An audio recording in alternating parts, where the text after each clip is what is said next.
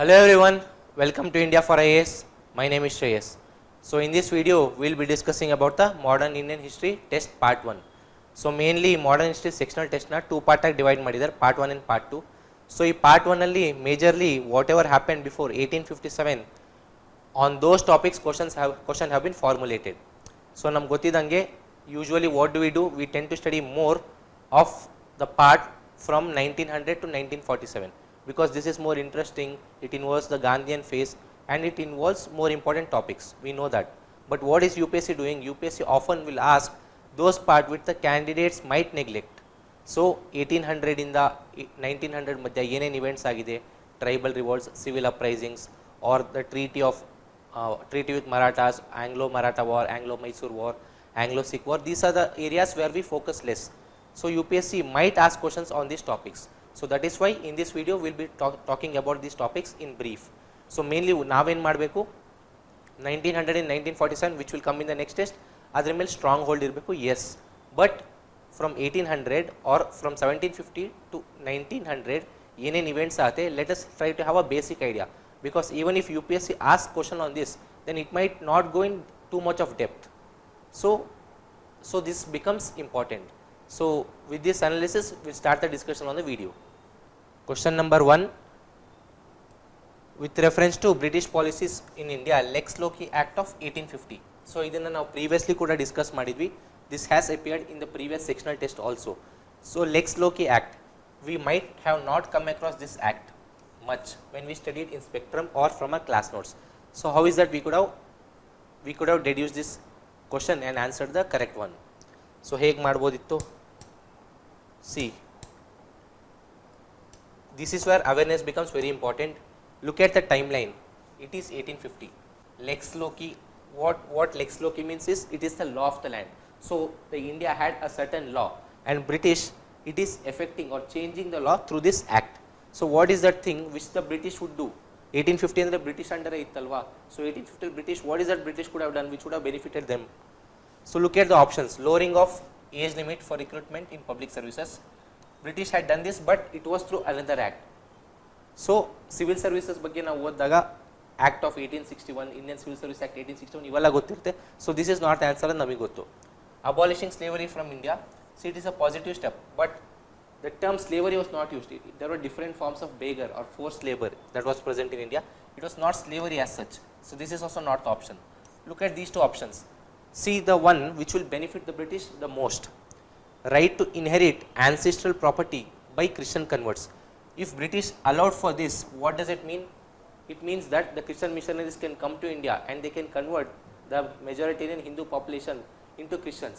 And despite this conversion, those converted Christians had the right to inherit ancestral property. So British brought this act to promote the Christian Missionaries Act. So ಈ ಥರ ನಾವು think ಮಾಡಿದರೆ 1850 ಟೈಮಲ್ಲಿ ಬ್ರಿಟಿಷ್ಗೆ what is that thing which British would do which would benefit them the most? ಈ biasness, ಈ intuition ನಮಗೆ British ಬಗ್ಗೆ ಗೊತ್ತಿರೋನು we could have deduced this answer. In case if we knew this, we would have answered this directly without any confusion. We'll move to question number 2. It is a simple static question and we would have come across it so many times. So question number 2, Portuguese power in India, which of the following statements is incorrect? Correct ಅಲ್ಲ incorrect ಹೇಳಿದರೆ. So blue water policy, who brought it? Francisco de Almeida. Francisco de Almeida. So they have said that it was brought by Alfonso de Albuquerque, which is wrong. Francisco de Almeida was the first governor. Alfonso de Albuquerque was the second French governor in India. So this is the wrong option. Which of the following is incorrect? Though this is correct. One more thing which I want you to make note of is this. Alfonso de Albuquerque abolished the practice of sati system in Goa in 1515. See, Indian social reformers or the forefathers, they abolished sati. They wanted the abolition of sati and they fought for it. For instance, Rajaram Mohan Roy is that one person, but it happened in 18th century. Whereas Alfonso de Albuquerque, he took steps to abolish practice of sati in 1515 itself. So ಇದನ್ನೇ UPSC ಬೇರೆ ರೀತಿ ಕೇಳಬಹುದು. Which of the following personnel took steps for the abolition of sati in 16th century and ಕೇಳ್ಬೋದು, options ಕೊಡ್ಬೋದು. So Alfonso de Albuquerque is the right option in that case. We'll move ahead. Question number 3, simple static question once again. See ಗ್ರೀನಲ್ಲಿ ಎಲ್ಲೆಲ್ಲಿ tick mark ಮಾಡಿದ್ದೀನಿ, that means that this is a easy question. It is from a static source and you should be able to answer it in case if you are studied well. Purple ಎಲ್ಲೆಲ್ಲಿ ನಾನು mark ಮಾಡೀನಿ, that means there is scope for guess work. Orange ಎಲ್ಲೆಲ್ಲಿ ನಾನು mark ಮಾಡ್ತೀನಿ, that means that you need to do little bit of value addition. ಆದಷ್ಟು ನಾವು modern history, ancient medieval topics ಬಂದಾಗ value addition ಮಾಡ್ಕೊಳ್ಳೋಕೆ ಹೋಗೋದು ಬೇಡ, because whatever we study that will not be asked. This has been seen concurrently across the years whenever UPSC has asked through each of this prelims paper. So ಆದಷ್ಟು ನಮಗೆ ಏನು ಗೊತ್ತಿದೆ ಅದನ್ನು answer ಮಾಡೋಕ್ಕೆ try ಮಾಡೋಣ, ಮತ್ತು ಹೇಗೆ smart guess work ಮಾಡ್ಬೋದು ಅನ್ನೋದ್ರ ಮೇಲೆ ನಾವು ಫೋಕಸ್ ಮಾಡೋಣ. So which of the following kingdoms were annexed under doctrine of lapse? Doctrine of lapse, D for D, Dalhousie introduce ಮಾಡಿಸಿದ್ದು. ನಾಗ್ಪುರ್, ಉದಯ್ಪುರ್, ಸತಾರಾ, ಝಾನ್ಸಿ, ಸತಾರಾ, ಸಂಬಲ್ಪುರ್, ಬಾಗ್ಪೇಟ್. ಸೊ ಈ ಥರ ಒಂದು 6 ಪ್ಲೇಸಸ್ ನಮಗೆ ಗೊತ್ತಿರಬೇಕು. This is a simple static question. All of the 4 are correct. Right, so we'll move to question number 4. How many of the above committees reviewed and recommended changes to education system? So education system in question bandide, simple topic, irade 5 to 6 committees and we should be aware of it. Woods Dispatch, yes. Hunter, yes. Sadler, yes. Simon Commission was a constitutional committee which was meant to bring in constitutional reforms. 1919 Act, how is it doing? Adanna study made Simon Commission bandide and it is not about education. Hartog, yes. Lee Commission is regarding civil services. So the answer to this becomes only 4.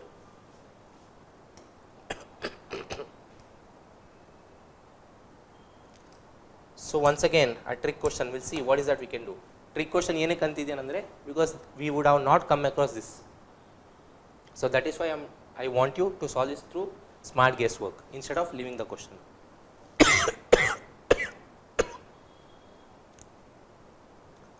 Who among the following persons dedicated his book to all Americans? Okay, we'll look into this question and solve it through smart guess work.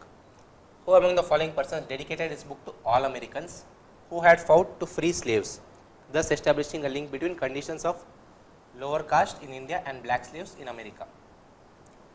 Phule, Lala Lajpat Rai, Bal Gangadhar Tilak, Rabindranath Tagore.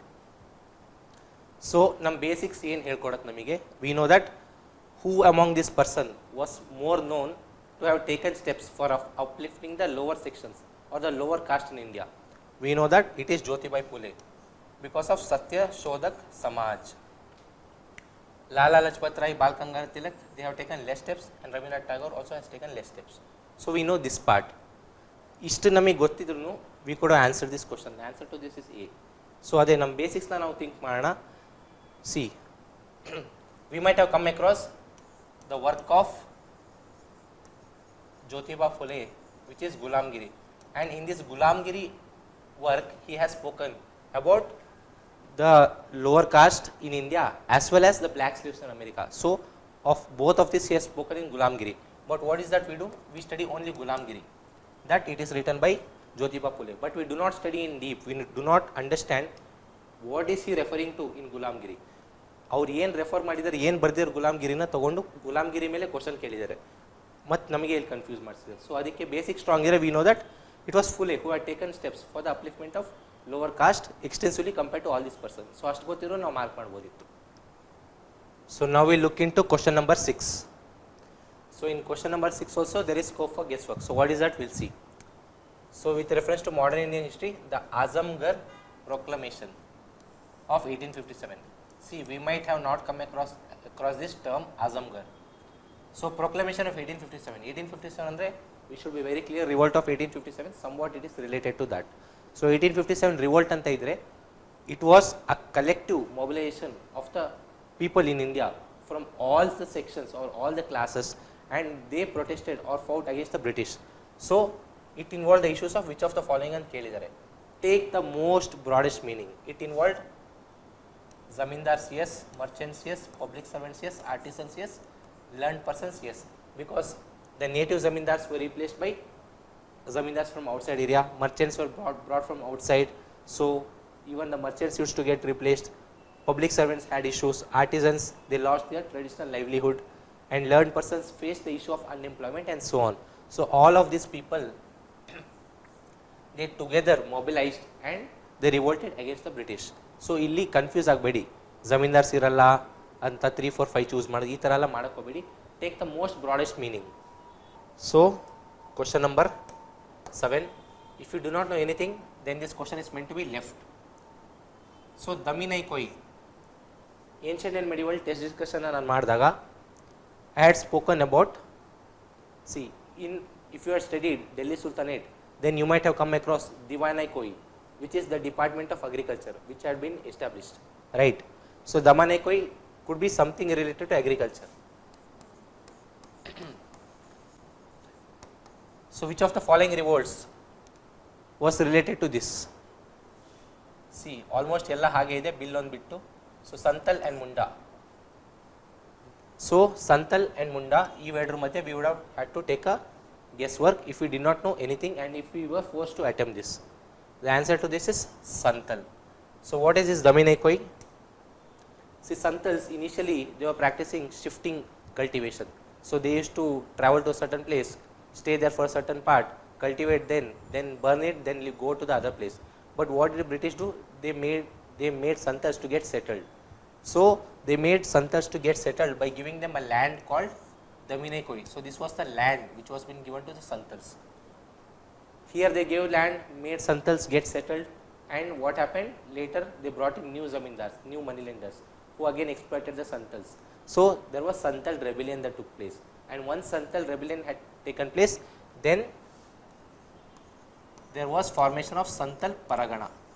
Santal Paragana means in this area was not just meant for Santals, they also gave certain special rights to protect the Santal livelihood from exploitation. So that was Santal Paragana. First ಅವರು ಕೊಟ್ಟಿದ್ದು Daminai Koi, the land was called Daminai Koi, and later after Santal rebellion the land that they got was Santal Paraganas. ಇಷ್ಟು ಗೊತ್ತಿರಬೇಕು. We'll move to question number 8.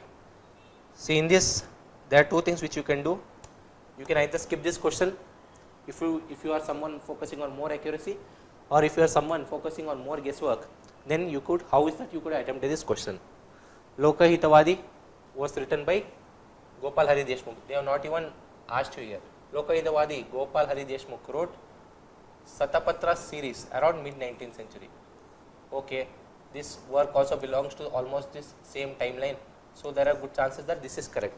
Satapatra series, we do not know what it is, but it doesn't look very deviating from the sentence that is being given. Likewise, Anglo-Oriental College. Anglo-Oriental College has been set up by Sir Syed Ahmad Khan. We know that fact. But this is Anglo-Oriental Defence Association. We have not come across this directly, but we can take it to be established by him. So this is, in this way you could have made the guesswork for C. We'll move into question number 9. Again some scope for guesswork. So what is that? We'll see.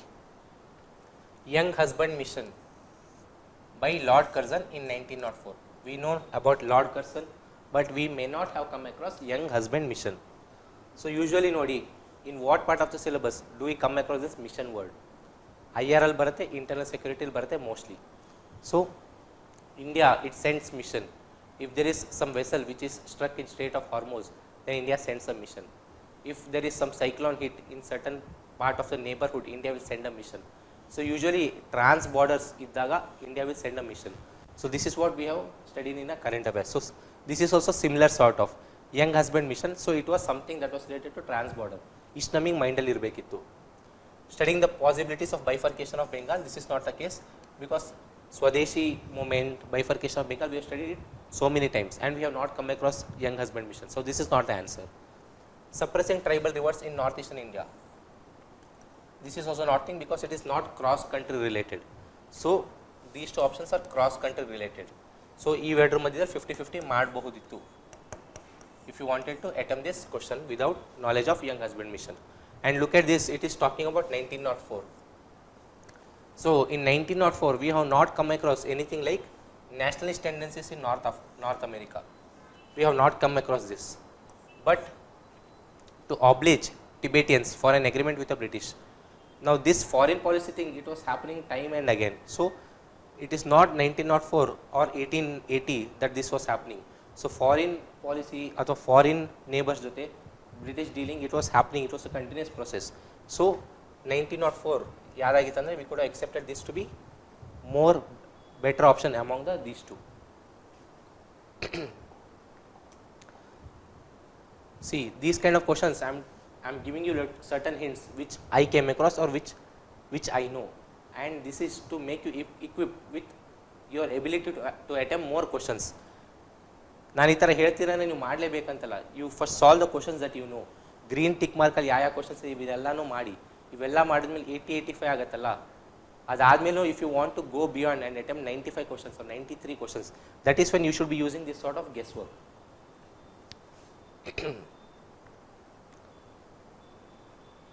So, during the British rule in India, why Charles Wood's dispatch was hailed as Magna Carta? So, what are the options? It asked the government of India to assume responsibility of education of the masses. This is a correct option.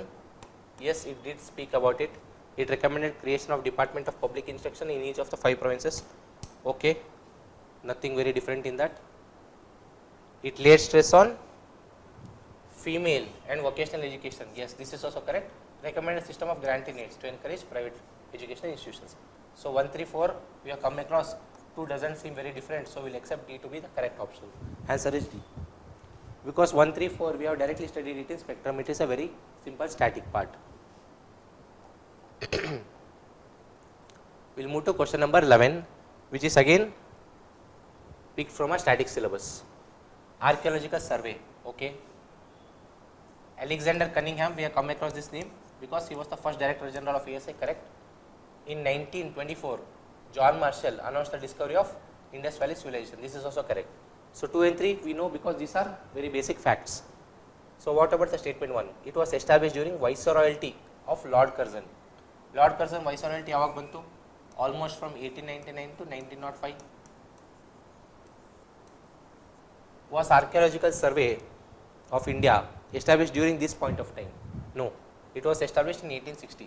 Even if we did not know in which year it was established, we can at least understand that ಇಷ್ಟು late ಆಗಂತೂ establish ಆಗಿಲ್ಲ, ಮುಂಚೆನೇ ಆಗಿದೆ ಅಂತ, right? So it was actually establish 1860 ಯಾರಿದ್ರು think ಮಾಡೋದು ಹೇಗೆ? 1857 ನಾವು ಓದಿರ್ತೀವಲ್ವಾ, 1857 act, 1858 act for the good governance of India, 1850 act.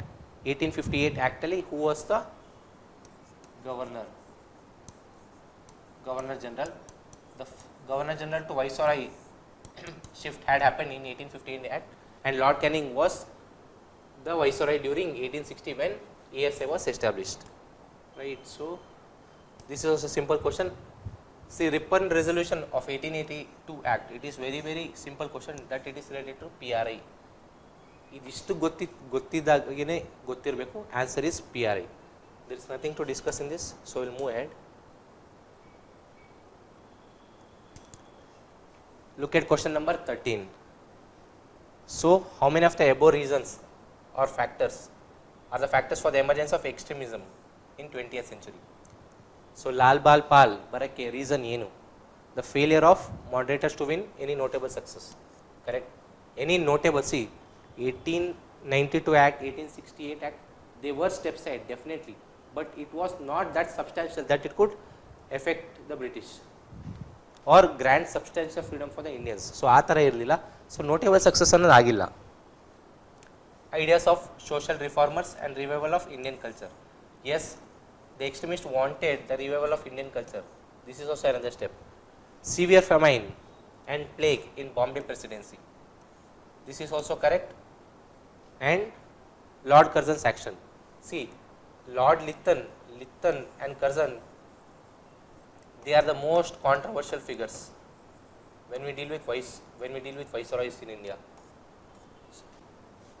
So Lord Curzon's action is also correct because that is what led to the rise of extremism in India.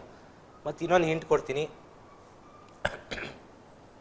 Famine, plague ಅಂತ ಯಾವುದೇ ವರ್ಷ ಬಂದರೂ okay ಅಂತಲೇ ಕೊಡಿ, because famine and plague use to occur so frequently during the British era.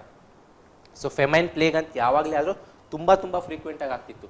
So you cannot tell that these are not the reasons. Famine plague use to happen time after time. So it use to anger the Indians and leaders use to come and protest R revolt. So ಈ ಥರ ಬಂದರೆ ಕರೆಕ್ಟಾಗಿ ತೊಗೊಳ್ಳಿ.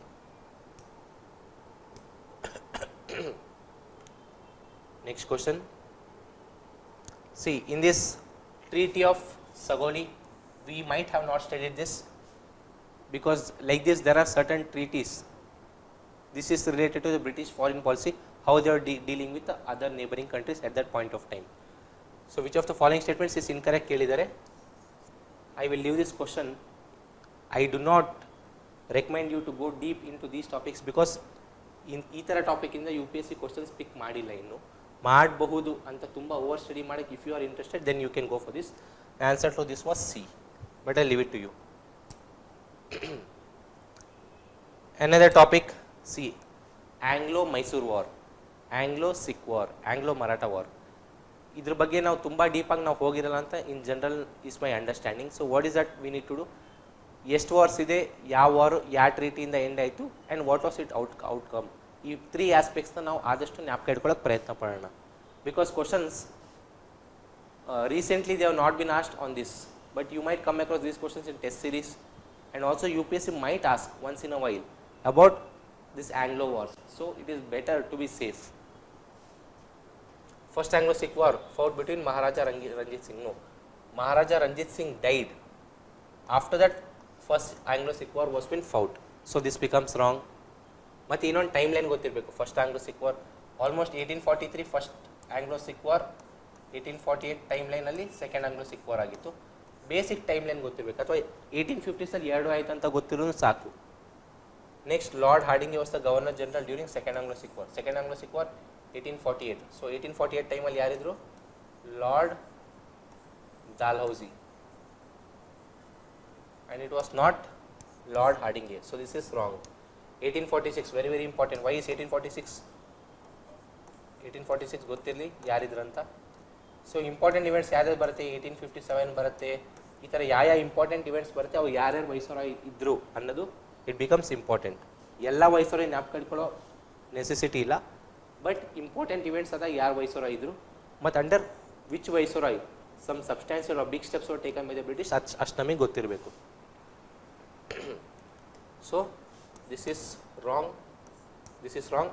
Succeeded Jalandhar Doab to the British under Treaty of Lahore. After first Anglo-Sikh war, there was Treaty of Lahore which was been signed, and Jalandhar Doab which was located between Doab andre no land between two rivers. So Beas ಮತ್ತೆ Sutlej ಮಧ್ಯೆ ಇದ್ದಿದ್ದ land ಇದು. So that was been given to the British after Treaty of Lahore. This is correct. So 1 and 2 are wrong. Answer is D.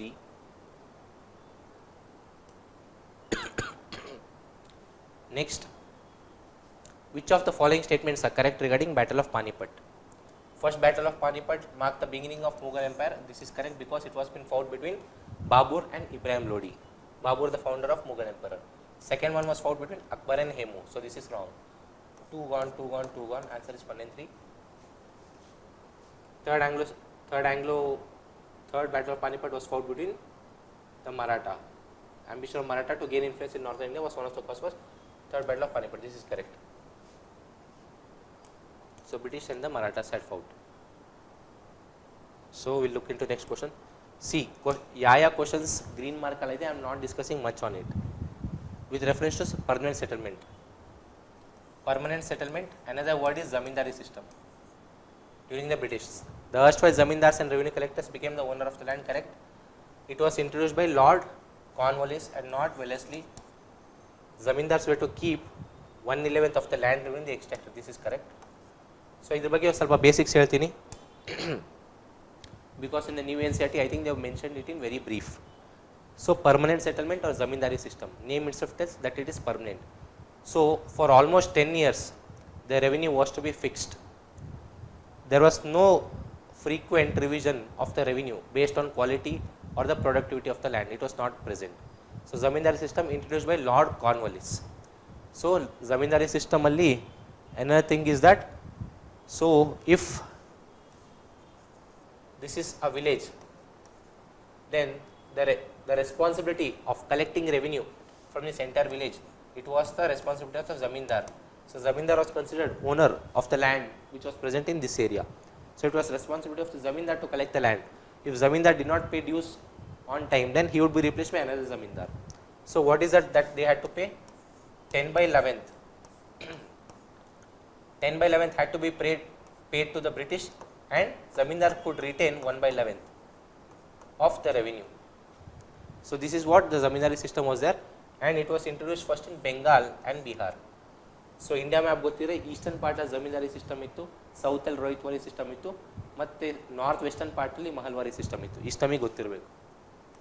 We'll move to next question. Which among the following crops introduced? So I'm marking this in orange, just like the previous question, because these are topics which may not be covered in the NCERT that we study. So I want you to make note of it, because these are not just value additions, these are important value additions. Which among the following crops were introduced by the Europeans in India? So Europeans ಕೇಳಿದ್ದಾರೆ.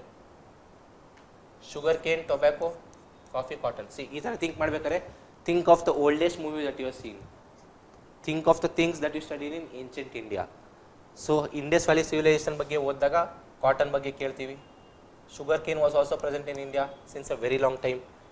Europeans means will take it from 15th century. ಅದಕ್ಕಿಂತ ಮುಂಚೆಯಿಂದ ಇತ್ತು. So 1 and 5 cannot be the answer. So 2 tobacco, yes. 3 cashew nut, yes. Answer is C, because coffee, Chikmagalur is known for coffee because it was Sufi saint Baba Budan. Baba Budan Giri anta ಒಂದು ಇದೆಯಲ್ಲ hills, that is named after the Sufi saint Baba Budan. Baba Budan. So he was the one who brought in coffee and he started planting it there. So that is why Chikmagalur today has become famous for coffee. So along with this, tobacco, cashew nut, chili, potato, papaya, chili, like all these things, these have been brought by the Europeans and it has been planted in India. Now we cultivate it in large scale. So confuse agak hogbedi. Next question is a easy question. Which of the following factors were responsible for the supremacy of East India Company? So this is a simple means question. East India Company was better than others. Why? Because of naval superiority, yes. Stable government, yes. Private enterprise, yes. It had freedom. Because it was private enterprise, it was not subjected to too many regulatory things. So they could take decisions in an instant. Effective use of debt markets by company to fund its wars. Yes, all of the above is correct. Simple static question and also mains question. Modern history, one thing which I want to mention is timelines become very important. Yeah, important event agide, other timelines is very, very important. Prelims question ಬರ್ಬೋದು, mains ಅಲ್ಲಿ ನಿಮ್ಮ ಪಾಯಿಂಟ್ಸ್ಗೆ ನೀವು data mention ಮಾಡೋಕೆ use ಆಗ್ಬೋದು. It will be helpful. So try to remember it. Battle of Plassey 1757. Battle of Bidara which ended Dutch power in India, it was 1759. Battle of Wandiwash which washed away the French power in India, it was 1760. So 3, 2, 1.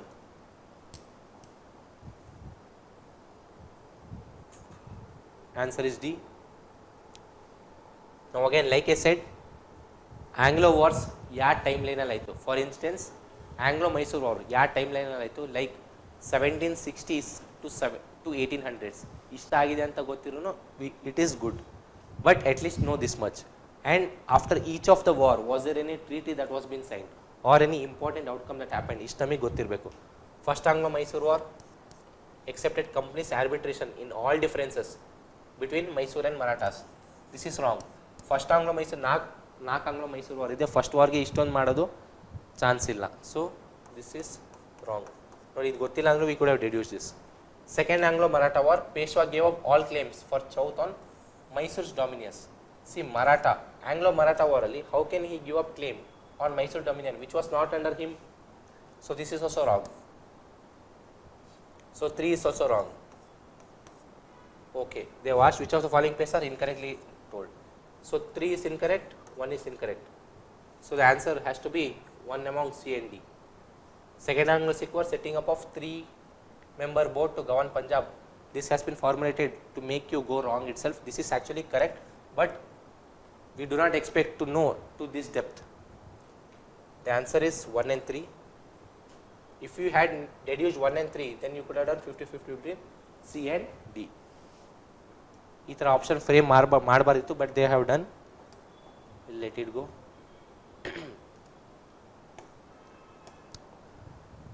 Okay, we'll look into question number 22. With reference to Mughal India, what is the difference between Jagirdari and Zamindari?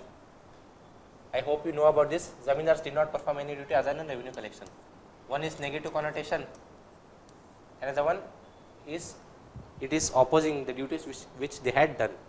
Land assignments to Jagirdars were hereditary. Wrong. Answer, which of the following are correct? Alva? So D is the correct answer. So Zamindari, Jagirdari, what is the difference? See, Zamindars, they had control or the authority over the land, but they also perform other duties such as maintenance of law and order, and this system was present from almost like 15th 16th century. So Jagirdars held land titles, and they would give their land or they would rent their land to cultivators. Zamindari was hereditary, but Jagirdari was not hereditary. These are the basic things which we need to know because it has been asked in UPSC PYQ.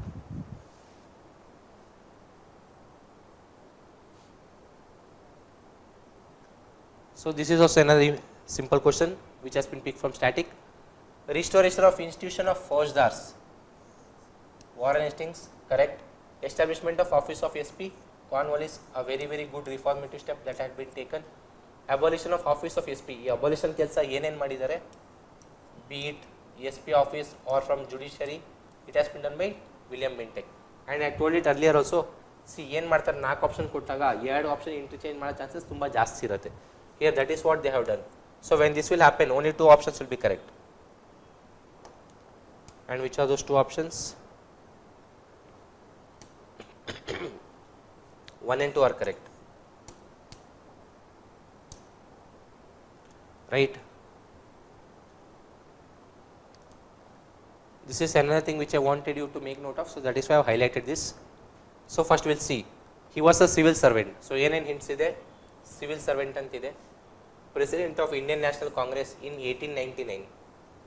Okay. Economic critic. Okay.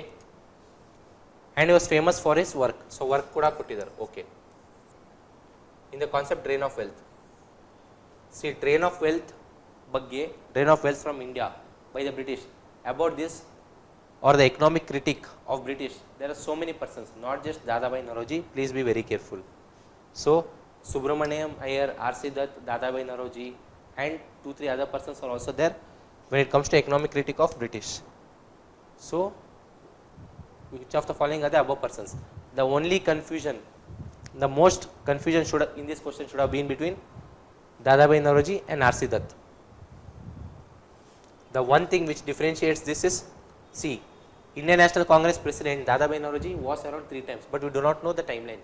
1906 ಇದ್ರು, ಅದಾದಮೇಲೆ 1899 ಯಾರಿದ್ರು ಅಂತ exactly we may not know. But look at this economic history of India in Victorian age. This was not written by Dadabhai Naoroji because we have studied what he had written. It was something different. So economic history of India in Victorian age, based on this article, the answer is R.C. Dutt because the rest of the things are very difficult to be deduced. So confusion agade ee ಎರಡರ ಮಧ್ಯ mostly. Bari economic critic and kottidre, all of this were sort of fitting in. Which of the following personnel have provided economic critic of British India, of British in India and kotre, all of the above ಆಗ್ತಿತ್ತು. We'll look into next question with reference to advent of Europeans. Okay. See, Dutch, French, British, ಯಾರ್ಯಾರ್ದು first factory ಎಲ್ಲಿತ್ತು, ಎಲ್ಲಿ first capital ಇತ್ತು, ಇದು ನಮಗೆ ಗೊತ್ತಿರಬೇಕು. Dutch founded their first factory in Machilipatnam. This is correct. Calicut and Cochin were important trading centers of Portuguese. This is also correct. English Trading Company was a private enterprise. This is one of the reasons for its success compared to other European powers. So all these 3 are correct. So ಇದು ಗೊತ್ತಿರಬೇಕು ನೋಡಿ, Dutch Machilipatnam ಮತ್ತೆ Portuguese Calicut. British established the first factory in Surat and so did French. So ಇದು ಕೂಡ ಗೊತ್ತಿರಬೇಕು. With reference to Anglo-Maratha Wars, likewise I said Anglo-Sikh War, Anglo-Maratha War, Anglo-Mysore War, ಎಲ್ಲದರ ಮೇಲೆ ಈ ಪೇಪರಲ್ಲಿ ಕ್ವಶನ್ಸ್ ಫಾರ್ಮುಲೇಟ್ ಮಾಡಿದ್ದಾರೆ. The Battle of Bhima Koregaon It was a part of third Anglo-Maratha war, not second. So this is wrong. So like I said, reasons ಮತ್ತೆ outcomes ಗೊತ್ತಿರಬೇಕು. Basic 3 things. What was the timeline of this wars? Reason and its outcome. ಇಷ್ಟು 3 factor ಗೊತ್ತಿರೋ ಸಾಕು. Lord Hastings actions against the Pindaris led to third Anglo-Maratha war. This is correct because it was seen as affecting the sovereignty of the Marathas. So answer to this is B. ಇದು ಓದಿದ್ರೆ direct question, ಓದಿಲ್ಲ ಅಂದರೆ this becomes difficult. So that's why we'll have a basic knowledge about it. Under the Treaty of 1760, Mir Qasim ceded to British districts of so. Okay. Mughal Emperor of India was the participant in Battle of Buxar, which happened in 1764. Treaty of Allahabad granted Diwani rights. See it ಗೊತ್ತಿರಬೇಕು. Because after Battle of Buxar, this is what had been signed, right? And Mughal Emperor was a participant in Battle of Buxar. Who was that Mughal Emperor? Shah Alam II. Shah Alam II. ಇದನ್ನೇ ಅವರು ಇನ್ನೊಂದು question ಆಗಿ ಕೂಡ formulate ಮಾಡಿ prelims ಅಲ್ಲಿ ಕೇಳಬಹುದು. Which of the following Mughal Emperor was a participant in Battle of Buxar? Because Battle of Buxar is an important battle. First there was Mir Zafar. So Mir Zafar na remove ಮಾಡಿ Mir Qasim na ತಗೊಂಬಂದ್ರು. So Mir Qasim ಬಂದ ಅಂದ್ರೆ he had to give certain things to the British because he brought him in power. So one is correct. ನೋಡಿ ಈ ತರ regions exactly ಜ್ಞಾಪಕ ಇರಬೇಕಂತನೂ ಇಲ್ಲ prelims ಅಲ್ಲಿ. That is the advantage of prelims. Just see which part it is. It's not talking about some Bombay or South Indian region. All these are in this area, eastern part of the India, where most of the things used to happen at that point of time. So one correct, 2 correct and 3 correct. All 3 are correct. Another simple static question. Rohitwari system in Madras. See, Rohitwari system and Mahalwari system almost 1820s timeline ಅಲ್ಲಿ ಬಂದಿದೆ. And 1820 timeline ಅಲ್ಲಿ ಯಾರಿದ್ರು? Governor General. It was Lord Hastings. We need to know this. First there was Warren Hastings around 1770s or 1773 act ಬಂದ Warren Hastings ಇದ್ರು. 1820s ವರ್ಷದಲ್ಲಿ Lord Hastings ಬರ್ತಾರೆ, right? Warren Hastings ಇದ್ರು, ಆಮೇಲೆ lord Cornwallis ಬಂದರು, ಆಮೇಲೆ lord Hastings ಬಂದರು. ಈ ಥರ ಆರ್ಡರ್ನ ಜ್ಞಾಪಕ ಇಟ್ಕೊಳ್ಳೋಕೆ ಪ್ರಯತ್ನ ಪಡೋಣ. Government of India act 1935. 1931 ಟೈಮ್ನಲ್ಲಿ ಯಾರಿದ್ರು? ಇರ್ವಿನ್ ಇದ್ರು. ಸೊ 35 ಟೈಮ್ನಲ್ಲಿ ವಿಲ್ಲಿಂಗ್ಡನ್ ಅನ್ನೋರು ಬಂದಿದ್ರು. Willingdon. So it is not reading. This becomes wrong. This is correct. ಪೂರ್ಣ ಸ್ವರಾಜ್ ಡಿಕ್ಲರೇಷನ್ 1929 ಯಾರಿದ್ರು? ಇರ್ವಿನ್ ಇದ್ರು. This is wrong. Cabinet mission 1946, Lord Revolt was there, and after that during 1947 Mountbatten came. Mountbatten. ಈ ಥರ questions recent ಇಯರ್ಸಲ್ಲಿ ಕೇಳಲಿಲ್ಲ. So UPSC might think that aspirants are neglecting this part and it could formulate a question. So viceroys ಯಾವ important ಟೈಮ್ನಲ್ಲಿ ಯಾರಿದ್ರು ಇದು ನಮಗೆ ಗೊತ್ತಿರಬೇಕು. Consider the following statements. Treaty of Amritsar. Treaty of Amritsar made river Satluj as the boundary between territories of Punjab ruler and the British. This is correct. This is sort of seems generic only. The annexation of Punjab was completed under Lord Dalhousie. They have given a fact. This check ಮಾಡಬೇಕು. Annexation of Punjab ಯಾವಾಗಾಯಿತು? Second Anglo-Sikh War. First Anglo-Sikh War 1843 ಹತ್ರತ್ರ, 1848 ಹತ್ರತ್ರ Second Anglo-Sikh War. 1848 ಟೈಮ್ನಲ್ಲಿ ಯಾರಿದ್ರು? Dalhousie. Yes, it is correct. The annexation of Sindh was completed under Lord Ellenborough. This is also correct. Though we do not come across this thing. Annexation of Sindh was done in 1843. I do not recommend you to remember this, but we have to answer this question, so that's why I am telling. But these two parts you had to know about 1 and 2. You know 1 and 2 and you could have done 50-50 based on the options available. Because Lord Ellenborough, he is not famous, nor has some important thing happened when he was in power, except for the annexation of Sindh. Another mains question asked in prelims form: which of the following factors are responsible for making Panipat as the favorable battlefield? Panipat al tumba battles aithe, first battle, second battle, third battle. Why did it happen? Because there was construction of Grand Trunk Road, so mobility of the army was possible. Short period of monsoon rainfall, so fighting was easy. Availability of expert artisans, smiths involved in warfare related items. This is correct. Because for war you need things, you need warfare things, and that was available, and the makers of that like artisans were also available here, and all of the above are responsible for making it a favorable battlefield. Mains question prelims tara ಮಾಡಿ ಕೇಳಿದ್ದಾರೆ.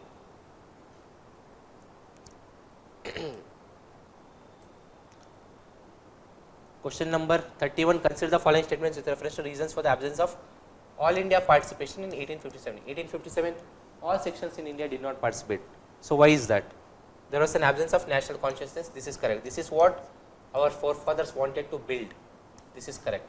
Certain sections viewed the revolt as backward looking, so they did not support it because yes, they saw it as backward looking. This is correct. 1857 there was mobilization on the grounds of religion, and so many people who belong to the other religion or did not like the majoritarian section, they did not, those minority did not join this majority people. See, South India participation tumba kadme ittu 1857 alli. This was one of the reason, because they saw it as backward looking. They thought that this would lead to nothing. Earlier uprisings in many other regions of the country had been brutally suppressed by the companies. This is also correct. So they had fear that British would anyway suppress, so why participate? Answer is D. ಈ ಥರ questions ಅಲ್ಲಿ ನಿಮಗೆ ಗೊತ್ತಿಲ್ಲ ಅಂದ್ರೂ, ಈ ಥರ ಟಾಪಿಕ್ನ ನೀವು ಓದಿಲ್ಲ ಅಂದ್ರೂ, just see if the statement is supporting the question or it is opposing. Supporting it, take it as correct. Opposing it, take it as wrong. Question number 32. Policy of ring fence of Warren Hastings. See, policy of ring fence, permanent settlement, doctrine of lapse, these are the most important things. So we cannot tell, we do not know who launched it. We should know it. Warren Hastings enacted it. This is correct. The British treated native rulers as subordinates while applying this policy. Okay. The policy of annexation was abandoned to create buffer states. Policy of annexation ಯಾವಾಗ end ಆಯಿತು? 1858 Act ಬಂತಲ್ಲ, when the Queen proclamation took place. That is when the policy of annexation had been withdrawn by the British. So it was not through policy of ring fence. The British, see, idralli actually the answer should have been 1 and 2. If you see the solution, the answer says it is only 1, because they have taken it as the British treated native rulers as independent states. See, this is what the British said, that under policy of ring fence the native states would be treated as independent states. But after the policy came into force, these independent states themselves were treated as subordinates. So subordinates anta kuda illi helidrunu illi wrong agala. So we will have to take 1 and 2 as the correct answer. Ade controversial agate, how you will think. Subordinate, they made the independent states look subordinate. So in that sense 1 and 2 becomes correct. But for the name's sake, on the paper they said you would be independent. Right. So Vellore mutiny, I want you to make note of it. Vellore mutiny, you may not have come across this. So it is good you know. Vellore mutiny was related to the dress code of the sepoys. The Indian sepoys, like the Sikhs, they believe in maintaining their beard. So they were asked to cut off their beard. So were the Muslims, that they were not allowed to do their religious prayers and so on. So the dress code of sepoys, changes in the dress code. Like the Hindus also, they were not allowed to keep tilaks. So there was change in the dress code. So these sepoys, they protested against that, and that became Vellore mutiny, with reference to weaknesses of people's uprising before 1857. Okay, ನಾನು ಹೇಳಿದ್ನಲ್ಲ 1857 ಇಂದ ನಾವು ಎಲ್ಲರೂ ಓದ್ತೀವಿ, 1857 ಮುಂಚೆ ಕೂಡ important. The uprisings mostly arose out of local grievance. This is correct. Leadership was backward looking and did not offer effective social alternatives. This is also correct. Priestly classes were in complete favor of British rule. Not all priestly classes were in complete favor, because the British themselves did not support many of the practices of the priestly class. Priestly class are Hindus kuda idru, not just Christians. So Hindu priestly class ke support madilla. Complete favor, this becomes wrong. 3, 3, 3. Answer is 1, 2, 4. The uprisings were mainly localized. Correct. Which of the following were introduced by English in India. UPSC ಈ ಥರ application based question ಮೇಲೆ ಜಾಸ್ತಿ focus ಮಾಡುತ್ತೆ to know what is your level of awareness, right. So assessment of land revenue on the basis of nature of soil and quality of crops. Even before British, there were Mughals and Delhi Sultanate who had done this. Delhi Sultanate yake? Alauddin Khilji. He had supported extracting revenue based on the nature or the quality of the crops. Alauddin Khilji and even under Mughals, there were such good steps that have been taken, such as Akbar's Bandobast system, which happened under Akbar. That also took into consideration the nature of the soil. Use of mobile canyons, yavagagidu first battle of Panipat alli, and it was been brought by Babur. Idu nಮಗೆ ಗೊತ್ತಿರಬೇಕು. See, these are value additions, please make note of it. Cultivation of tobacco and red chili already ನಾವು ಓದಿದೀವಿ.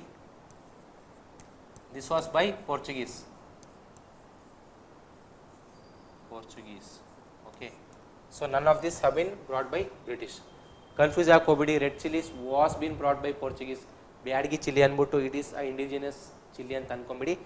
We cultivated it in large scale and we gave the name, but it was actually brought by Portuguese into India.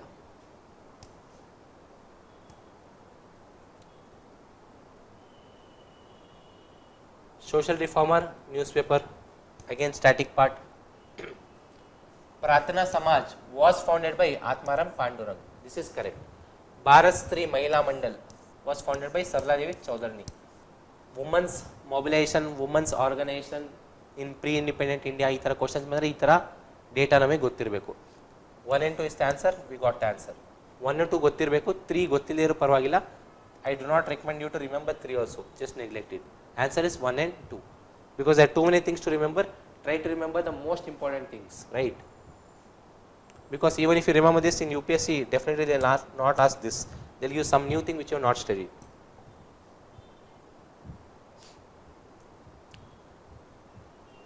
Okay, same thing I will recommend here also. Actually all 3 are correct, but the one thing which I want you to remember is this, that B.R. Ambedkar has written Mooka Nayak newspaper. B.R. Ambedkar important personality, and this work is also important, that's why I am recommending it. Okay. If you did not know anything about this, then this question was meant to be left, because you would have, there is very less chance that you would have come across each of this. Mukana ಗೊತ್ತಿರೋನು ಕಷ್ಟನೇ ಇತ್ತು answer ಮಾಡೋದು, so this question was better meant to be left. And even in this entire paper, there are hardly 5 to 6 questions which I will suggest you to be left, and this is one of them.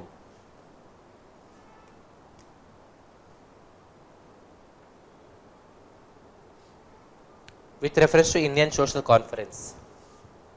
Indian Social Conference, who started it? Mahadev Govinda Ranade and Raghunatha Rao. This is a correct fact. It could be called the social reform cell of the Indian National Congress. Yes, it is, and it is a generic statement. It launched the pledge movement. Pledge movement, leaders took a pledge to take steps against child marriage. This is also correct. All 3 are correct.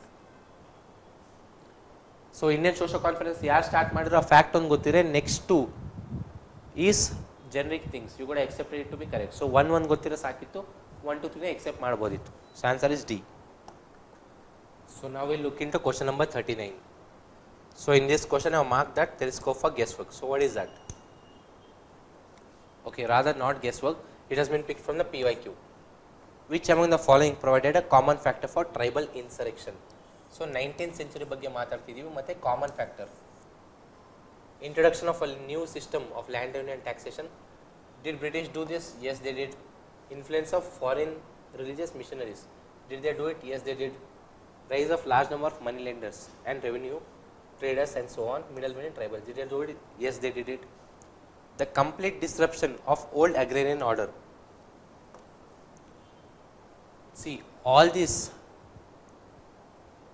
was the main objective, and all these are things which will follow this. So there was complete disruption of the old agrarian order. Forest Act of 1865, 1878. So through these acts, the forest which the tribals had been cultivating and surviving on the forest for thousands of years, those rights were taken by the British. So there was disruption of the agrarian order. And this was a common factor which was seen for tribal insurrection across the country, be it mainstream India or northeastern part of the India. So ಇದನ್ನು ಏನಕ್ಕೆ purple mark ಮಾಡಿದೆ? All the statements are correct, but you should choose that statement which fits in the more appropriate and which is more broader compared to all of the above this. So this is the one.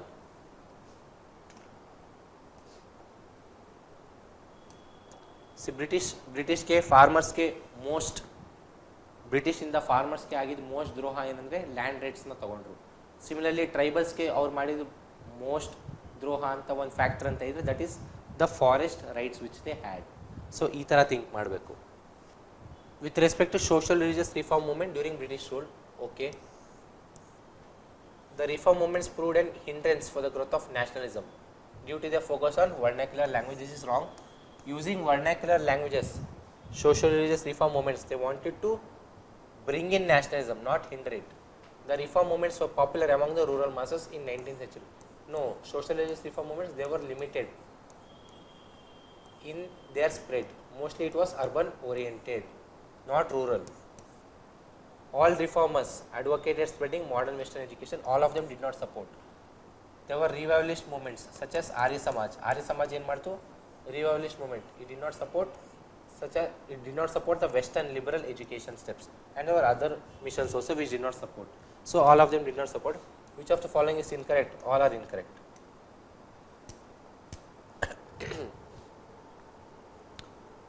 See, statement 1 ಮತ್ತೆ 2 ಹೆಂಗಿರು ನೀವೇ ಹೇಳ್ಬೋದು, ಮತ್ತೆ ಇಲ್ಲಿ all ಅಂತ ಕೊಟ್ಟಿದ್ದಕ್ಕೆ statement 3 ನ wrong ಅಂತ ತಗೊಬೋದಿತ್ತು. So this was a easy question. Next following statements. Arya Samaj and Arya Samaj bantu. Okay, Arya Samaj movement and Ramakrishna movement. Arya Samaj movement opposes image worship. Yes, it does. And Ramakrishna movement recognizes the importance of rituals and image worship. It recognizes image worship. Yes, Ramakrishna mission does. Arya Samaj does not. Both are correct. Arya Samaj movement gave a call for revival of Vedic times. It did not call for the revival of Vedic times. Rather, it called for Vedic learning. It was not Vedic times because even Arya Samaj recognized that even during Vedic times there was exploitation in the name of the caste system. So it did not want the revival of Vedic times. Rather, it wanted the best features to be adopted from the Vedic age. Look into the third option. Arya Samaj opposed the conversion of Hindus to Islam. This is correct. There was conversion of Hindus to Islam and Arya Samaj did not want it. In fact, Arya Samaj took the reverse steps. Those Hindus who had been forcibly converted to other religions, be it Islam or Christianity, they wanted such Hindus reconversion to Hinduism. Whereas Ramakrishna mission considered the junction of both Hinduism and Islam as necessary. It took a middle path between both the religions. This is correct. ಇದನ್ನ ನೀವು mains ಅಲ್ಲಿ ಹೆಂಗೆ use ಮಾಡ್ಬೋದು think ಮಾಡಿ. Ramakrishna mission ಅಂತ ಬಂದರೆ ಅಥವಾ religion ಬಗ್ಗೆ ಕ್ವಶನ್ ಅಂತಿದ್ರೆ there was harmony. There was certain social religious reform missions which wanted harmony between the religions, and one of them was Ramakrishna mission because it wanted to bring in a junction of both Hinduism and Islam. ಈ ಥರ mains ಅಲ್ಲಿ ಆನ್ಸರ್ಗೆ ಕೂಡ use ಮಾಡ್ಬೋದು. ಇದನ್ನ ಜ್ಞಾಪಕ ಇಟ್ಕೊಂಡ್ರೆ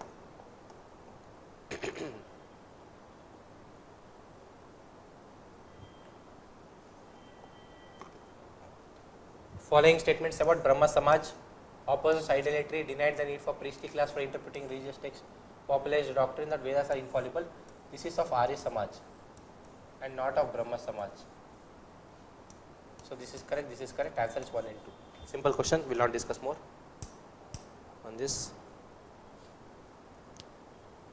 Next question is on Theological Society, which was started by Madam Blavatsky and Olcott. He did not accept Hindu beliefs of reincarnation and karma.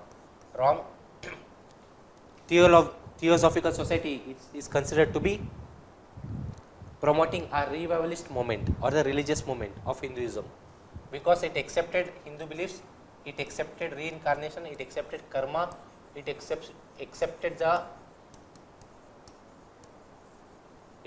the ideology of Upanishads and so on. It advocated for the upliftment of outcast. It brought a new self-respect. So ಇವೆಲ್ಲ ಜನರಿಗೆ ನೀವು wrong ಅಂತ ಹೇಳಕ್ಕೆ ಚಾನ್ಸೇ ಇಲ್ಲ ಇವೆಲ್ಲ. 2, 3 ನೀವು wrong ಅಂತ ಹೇಳಕ್ಕೆ ಆಗಲ್ಲ, and 1 is also 1 is wrong. Okay, so 2, 3 are the answer.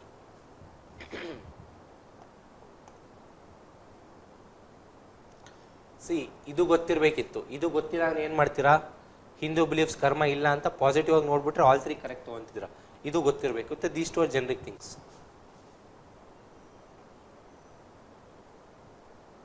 With reference to socio-religious reform movements. Okay. South India, the movements majorly focus on addressing caste inequality. Okay, why wouldn't they? Justice movement was started to demand entry into temples. See, justice movement which was started by Tyagaraja. See, Tyagaraja, Modliar and Nair. There were 3 persons. I am just remembering their surname. ಯಾಕಂದ್ರೆ surname ನಿಮಗೆ change ಮಾಡಿ options ಅಲ್ಲಿ ಕೊಡಲ್ಲ. So surname ಗೊತ್ತಿರೋ ಸಾಕು. Tyagaraja, Modliar and Nair. These 3 persons started justice movement because they wanted the lower caste representation in politics, and they wanted the lower caste to gain more jobs compared to the Brahmins. So non-Brahmins, they wanted jobs and they wanted representation politically. So that is why justice movement had been started. Justice movement is of South India. Namige gottirbeku. So it was not about the temple entry movement. So this is wrong. Ramaswamy Naikar took the initiative of formalizing weddings without Brahmin priest. This is correct. Yes, he did. Ramaswamy Naikar through his self-respect movement, SRM.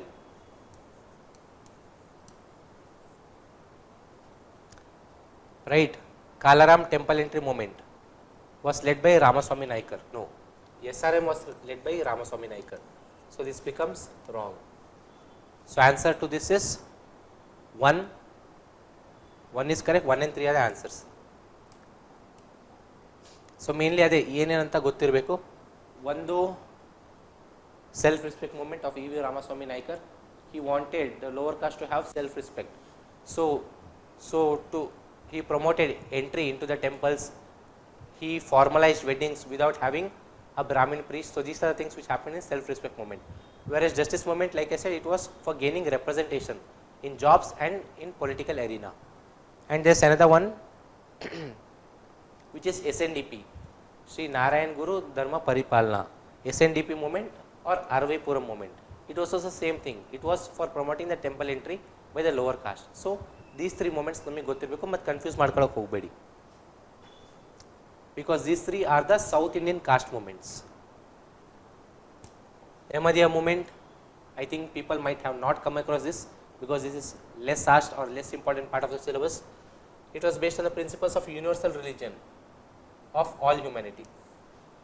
See, it's a Islamic movement, so universal religion of all humanity, this becomes correct because they believe in one God, Allah. It endorsed spreading Western liberal education among Indian Muslims. This is indeed correct because Ahmadiyya movement is one of those rarest movements belonging to the Islam community which promoted Western liberal education. Answer is 1 and 2. Illandre by in the normal sense we would have taken only 1 to be correct, because in general the Islamic community at that point of time did not support Western liberal education. So the 2 people or the 2 instances where we need to remember where Islamic community promoted the Western liberal education, one is by Sir Syed Ahmad Khan in the beginning, and second is the Ahmadiyya movement.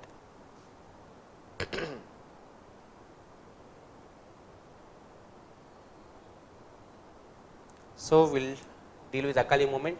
See, Akali movement, even if you know what Akali movement is, it was difficult to answer this question because the options have been framed in a confusing way.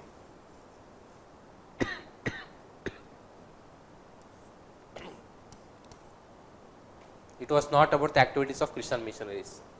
It did not coincide with CDM. Famous Keys affair. What is this Keys affair? Government dealt certainly with the issue repression control movement. See, this has been done for every movement, so there's nothing different. So what is this Akali movement? Options the formally tough ಆಗಿ ಮಾಡಿದರೆ, so this question is better meant to be left. So what is this Akali movement actually about? This is the answer. And what is this Keys affair?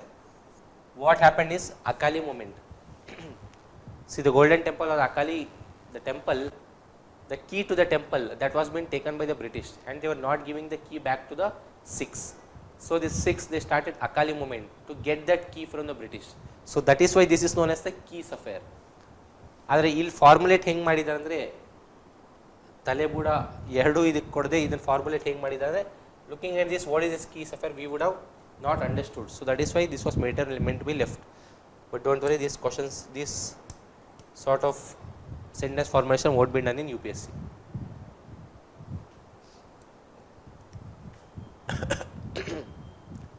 Vaikom Satyagraha, throwing open of Hindu temples. Arvipuram movement, increase the political representation. Political representation yado, justice party movement, just now we spoke about. So this becomes wrong. Vaikom Satyagraha, throwing open of Hindu temples, correct. Justice movement by Sri Narayan Guru Dharma Paripalana, how is that possible? Wrong. Answer is 2 and 3, which of following is incorrect.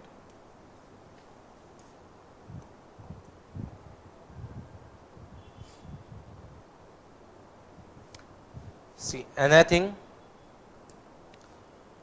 see, for those who know, this question is very easy. Vande Mataram movement is nothing but Swadeshi movement. Swadeshi movement of 1905. So movement started by Subhash Chandra Bose, army, this is not the thing, and it was not related to individual Satyagraha. Also, movement for opposing the partition of Bengal, and movement started by Indian revolutionists in Germany. No, this is the right answer.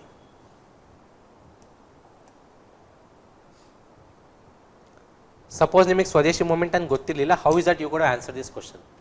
Vande Mataram is speaking about some sort of unity, and it is a moment, so it has to take place over a period of time. So there was partition of Bengal which was happening, which divided people, and they wanted to be united. So in this partition of Bengal, when it was happening, there was unity between Hindus and the Muslims, so they were one together. So this becomes the answer. It was not related to revolutionaries, and it was not related to individual, that Vande Mataram was related, and it was not about INA. So ee tara kuda we could have deduced, because of using Vande means unity anta artha madkondidre, even by that logic we could have answered C as the right answer.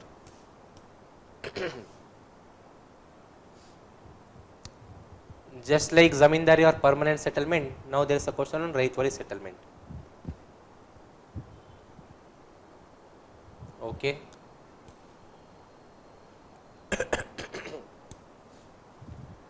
Initially implemented in Madras, correct. Then it went to Bombay, yes. Then it was extended to certain parts, of which Assam and Coorg are correct. Correct.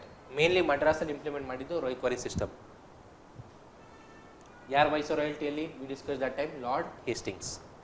Unlike permanent settlement, Raitwari agreement allowed the government to periodically revise. Yes, this is a unique feature of Raitwari system which was absent in permanent settlement. Permanent settlement, like I said, 10 years ಗೆ revenue ಎಷ್ಟು ಅಂತ fix ಮಾಡ್ಬಿಡ್ತಿದ್ರು, ಇಲ್ಲಿ periodically revise ಮಾಡ್ತಿದ್ರು. Pattas, land deeds, they were given two rights. Explicitly mentioned that the cultivators did not have hereditary rights. They had hereditary rights unless and until they paid the revenue to the state. So pattas means land titles. The land, see, in Raitwari system, what is the differentiating feature? The cultivator was supposed to pay, the cultivator or Rait was supposed to pay taxes to the government. There was no intermediaries or British officers who were supposed to collect the revenue on behalf of the Rait and give it to the government. That was not been there.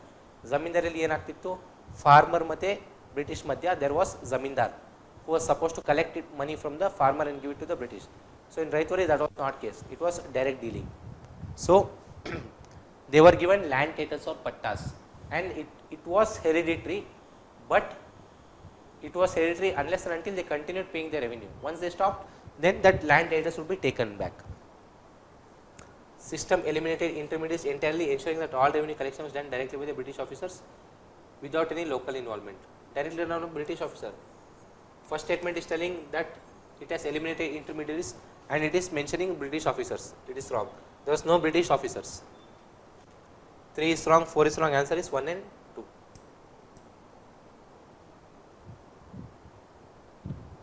See, Minto model reforms, very easy question. 19 Act. What is the most famous feature or distinguishing feature of 19 9 Act of Minto Morley? It was to bring in communal electorate for Muslims. Simple question.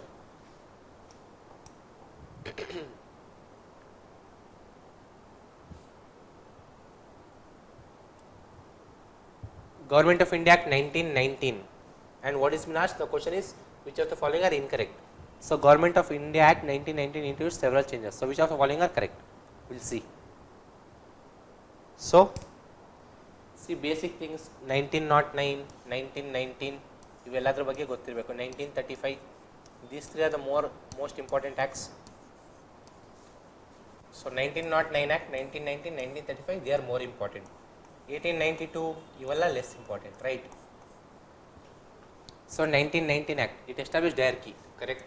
Which divided subjects into reserved and transferred. This is also correct. With elected ministers controlling the latter, means the elected ministers. See, incomplete is the statement. Elected ministers with the elected ministers with the confidence of the house used to maintain the latter, because transfer subjects the minister was to be responsible in the house. Incomplete statement is there, but this is correct. Introduced bicameral legislature. Yes, at central level. Provincial level ಅಲ್ಲಿ 1919 ಗೆ ಬರಲಿಲ್ಲ, 1935 ಬಂತು. It extended the principle of communal representation by creating separate electorate. 1909 ಅಲ್ಲಿ Muslims ಕೊಟ್ಟರು. 1919 ಅದನ್ನೇ extend ಮಾಡಿದ್ರು. ಯಾರ್ಯಾರಿಗೆ? Sikh, Anglo Indians, Christians. This is correct. Solution ಅಲ್ಲಿ ರಾಂಗ್ ಕೊಟ್ಟಿದ್ದಾರೆ. 3 ಜನಕ್ಕೆ 1919 ಆಕ್ಟ್ ಇಂದಾನೆ ಕೊಟ್ಟರು. You can check through Lakshmikanth. It provided for direct election at provincial legislature while maintaining indirect election for central legislative assembly. This is wrong. Direct election to both central as well as provincial was been introduced by 1919 Act. So answer to this is 1 and 3. You have option. Answer was supposed to be 1 and 3. There is no such option, but the answer is 1 and 3. Revolt Act 1919. Revolt Act was called Black Act. Simple question, what was it related to? Indefinite detention without trial. See, civil liberties importance ಏನು ಅಂದರೆ Revolt Act talks about it. Revolt Act ಅಲ್ಲಿ the British authorities could arrest anyone even without trial. Without trial means they did not give a chance to hear about the Indian. They would go, they would arrest, and the Indians they did not possess the freedom to question them why they were being arrested. There was no trial. Even if the trial was being held, that was held secretly. So whatever decision the British judges used to give, that used to be final. So that is why Revolt Satyagraha took place against Revolt Act, in which Gandhiji was present.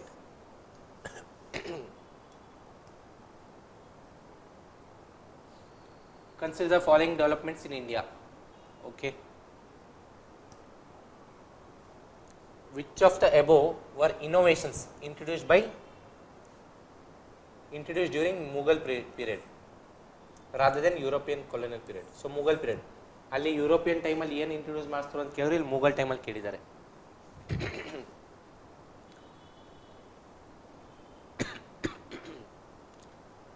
Systematic cultivation of cash crops like tobacco and chili. Tobacco and chili, we discussed that it has been introduced by Portuguese. So 3 is not the option. Introduction of mobile artillery. This is correct. Mobile artillery or the cannons, it was introduced by in the first battle by Babur. So this is 1 is correct, 2 is correct, sorry. And what about 1? See, 1 is little controversial. Standardization of land revenue assessment using scientific soil classification. Scientific soil classification, Mughals did it. It's not that they did not do, but Alauddin Khilji had also taken such steps. So answer to this, in the solution they said it as 1 and 2, but it was actually supposed to be 2. Because Alauddin Khilji, whatever steps he took to collect revenue based on the soil analysis, that pattern itself had been followed by Mughals, because it was that progressive, right?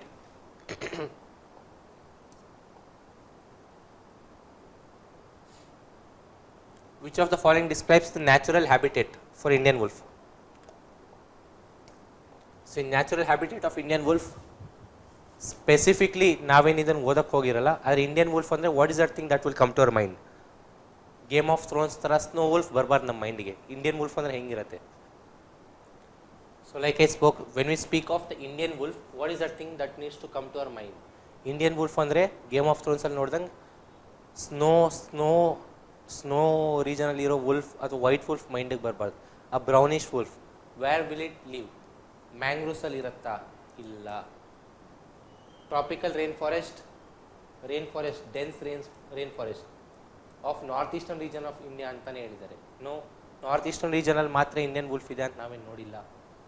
So alpine tundra which means snow covered Himalayan region, ಇಲ್ಲಿ ಕೂಡ ಇಲ್ಲ. It is in thorn forest and semi arid grasslands. Indian wolf question ನೋಡಿದ ತಕ್ಷಣ the main thing that you have to do is to look at the options. If you read the question and if you did not read the options, or if you read the options and did not answer it correctly, then that means that your guesswork need to improve a little, right? But if you did this, then it is appreciated. Next, white mutiny. Okay, white mutiny of 1883. Okay, was a protest by British officials. See, white mutiny ಅಂತ ಏನೇ ಬಂದರು British ಆಫೀಸರ್ಸೇ they are protesting against the British. ಮತ್ತು white mutiny ಅಂತ ಬಂದಾಗ year ಯಾವ್ದನ್ನು ನೋಡ್ಕೊಳ್ಳಿ, ಯಾಕಂದ್ರೆ 2-3 ಸತಿ ಆಗಿದೆ ವೈಟ್ ಮ್ಯೂಟನಿ. ಯಾವ ಕಾರಣಕ್ಕಂತ ಎಕ್ಸಾಕ್ಟಾಗಿ ನಮ್ಗೆ ಗೊತ್ತಿರಬೇಕು. It oppose the Ilbert bills proposal to let Indian judges try Europeans in criminal cases. This is correct. It was triggered by colonial government decision to cut the salaries. C, salary ಬಗ್ಗೆ ಅಲ್ಲ, exclusion of Indians ಬಗ್ಗೆ ಅಲ್ಲ, it resisted introduction of competitive exams. ಇದು ಯಾವ್ದ್ರ ಬಗ್ಗೆನೂ ಅಲ್ಲ. Answer is only one. C, white mutiny of 1883. 1882 ಅಲ್ಲಿ Ripon's Ilbert bill ಬಂತು. ಇಲ್ಬರ್ಟ್ ಬಿಲ್ ಅಲ್ಲಿ ಏನು? It said that the Indian judges could take the trial of the European subjects, but the European soldiers are the Europeans they objected to this. They said that Indian judges are not capable and should not take their trial. Instead, it should have at least 50% of Europeans itself when they are adjudicating cases which involve European criminals. So ಇದನ್ನು oppose ಮಾಡೋಕ್ಕೆ white mutiny 1883 ಬಂತು. ಇನ್ನೊಂದು I think it is white mutiny 1859 ಅಲ್ಲಿ ಒಂದು ಬರುತ್ತೆ white ಮ್ಯೂಟನಿ. ಅಲ್ಲಿ ಏನಂದರೆ 1858 ಅಲ್ಲಿ the British soldiers, they are transferred from the East India Company and they made to work for the British Crown. So there they are getting a salary cut. Batta, it was a foreign allowance. Batta was a foreign allowance and that was been denied for them. So they protested and that was White Mutiny of 1859. So ಯಾವ year ಬರುತ್ತೆ ಒಂದು ನೋಡ್ಕೊಳ್ಳಿ, careful ಆಗಿರಿ.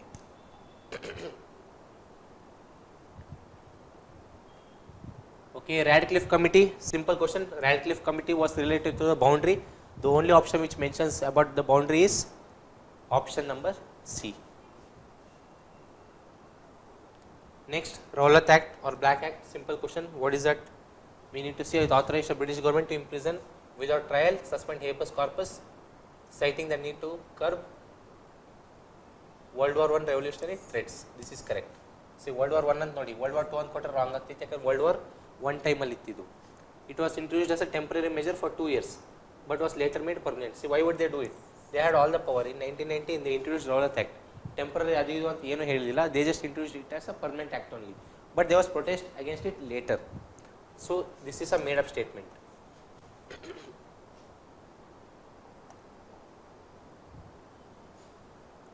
Next, Arms Act. See, here also, even if you did not know anything, you could have answered this question. How? We'll see.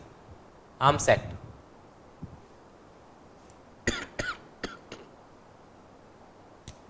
Now I will ask you to think. So Arms Act 1878 British ತಂದಿದ್ದು. So ಹೆಸರಲ್ಲೇ ಇದೆ arms act ಅಂತ. So ಏನು ಮಾಡ್ಬೋದು? Regulation of arms ಮಾಡ್ತಾರೆ. But it is British. Do think they will do it equally for Indians and British? No.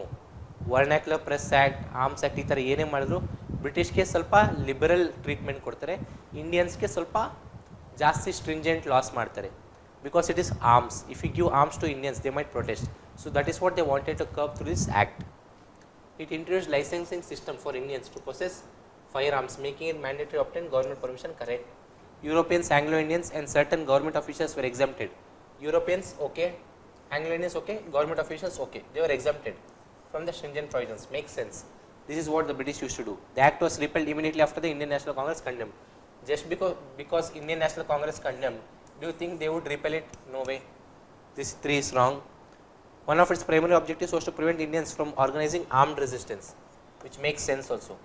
So even with a little bit of awareness and good state of mind would have helped us answer this question.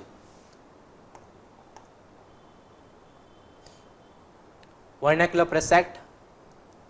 So if you had studied about Vernacular Press Act, you would have answered this easily. If you did not study, then also you could have deduced through good awareness. How is that? We'll see. It was enacted during the tenure of Lord Lytton. 1878 Lord Lytton, yes, it is correct. Lord Lytton ಆಮೇಲೆ ಯಾರು ಬರ್ತಾರೆ 1880s 1882 ಟೈಮಲ್ಲಿ just ನಾವು discuss lord Ripon ಅವಾಗಲೇ Ilbert bill controversy ಆಗೋದು right. So 1 is correct. The act imposed strict censorship only on English newspaper. Wrong. Vernacular Press Act, Vernacular Act, it puts stringent provisions only on the vernacular language newspaper and not on the English newspaper. And that is why Shishir Kumar Ghosh, overnight he turned his, I think it was Bengali newspaper, he turned it into English newspaper just to bypass the law. See, confiscate, demand security deposit, ivala very generic things. It repealed in 1881 under liberal administration of Lord Ripon. Lord Ripon is hailed as is known for his liberal steps taken towards the Indian press. This is correct. So 3 ಅನ್ನೋದು generic ಆಗಿದೆ, 2 ಅನ್ನೋದು wrong ಅಂತ ಹೇಳ್ಬೋದು. 2 ಅನ್ನೋದು wrong. Even with awareness you could have said 2 to be wrong. So you would have got the answer 1, 3, 4 anyway.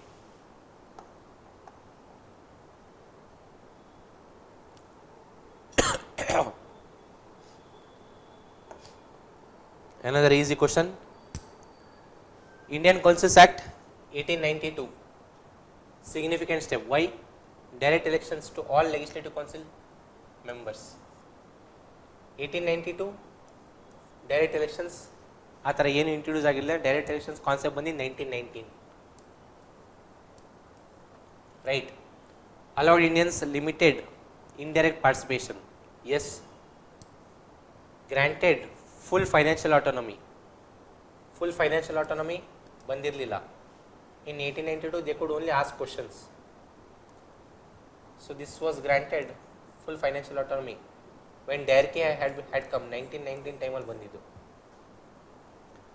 Abolish the official majority of the central and provincial councils. This is also wrong. Answer is only 1. Okay, it was not 1. Answer is only 2.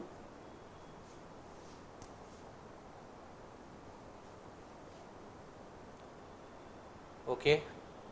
Question on Queen's proclamation. Explicitly renounced doctrine of lapse, which involved annexing the Indian territories. This is correct. Promised equal protection of law of all Indians irrespective of race or religion, but retained the right to intervene in social customs. Social customs alli they kept on intervening even after 1858.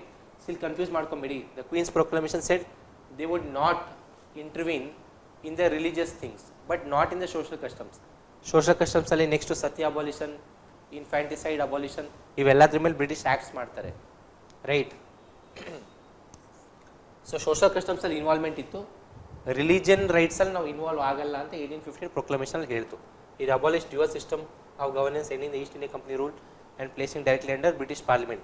Not Parliament, it was British Crown. See, very, very British Crown. Very, very subtle word. Very, very subtle hint that is being given. Introduced policy of decentralization ಆ ಥರ ಏನು ಮಾಡೇ ಇಲ್ಲ. So answer is 1 and 2. I mean answer is only 2. Simon Commission, simple question, constitutional reforms. Butler Commission, now we might know what Butler Commission is. That it wanted to ease the relation between the princely states and the British India. But let us look at the options. ಏನು ಕೇಳಿದ್ದಾರೆ?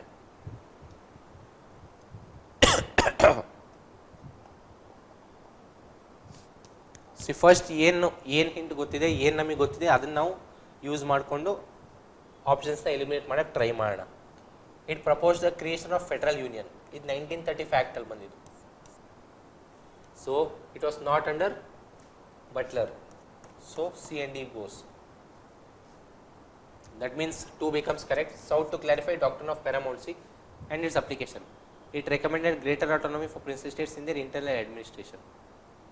See, internal matters anta kodbekitte. Administration is internal matters. See, if you want to ease the relation between the British and the princely states, you should give a certain degree of freedom in the internal matters of the princely states, and that is something which he recommended. Yes, it is correct. So answer has to be 1, 2 or 2, 3. It aimed to define the financial obligations. So it was not about financial obligations.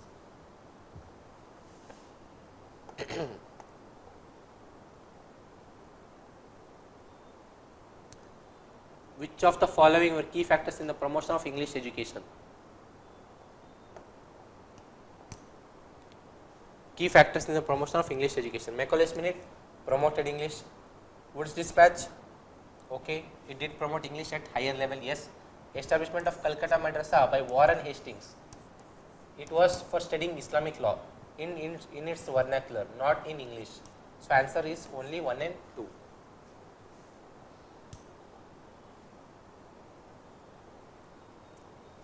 With reference to educational institutions, see, ಈ ಥರ questions ನಾನು ತುಂಬ ಜಾಸ್ತಿ explain ಅಥವಾ ತುಂಬ ಜಾಸ್ತಿ ಹೇಳೋಕ್ಕಾಗಲ್ಲ, because this are memory related terms.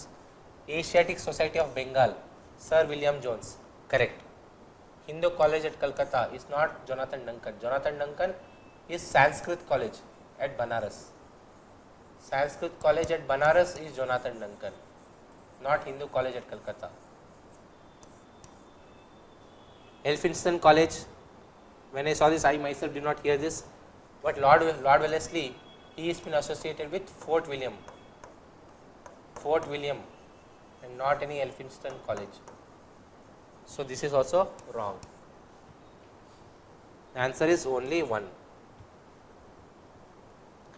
1 you should have known, and 3 you can tell that Wellesley is such important figure and you have not come across such college by Wellesley. The one thing which you should recall is he had set up Fort William for the training of British civil servants in Indian culture. Ishtu gottirbeku. See, matte timeline becomes important. Any important event or important act has happened, then the timeline becomes important. Sarda Act 1929, Age of Consent Act 1891, Hindu Widow Remarriage Act 1856. Here Queen's Proclamation ಆದ್ಮೇಲೆ ಕೂಡ British did intervene in the social customs of India, such as in widow remarriage.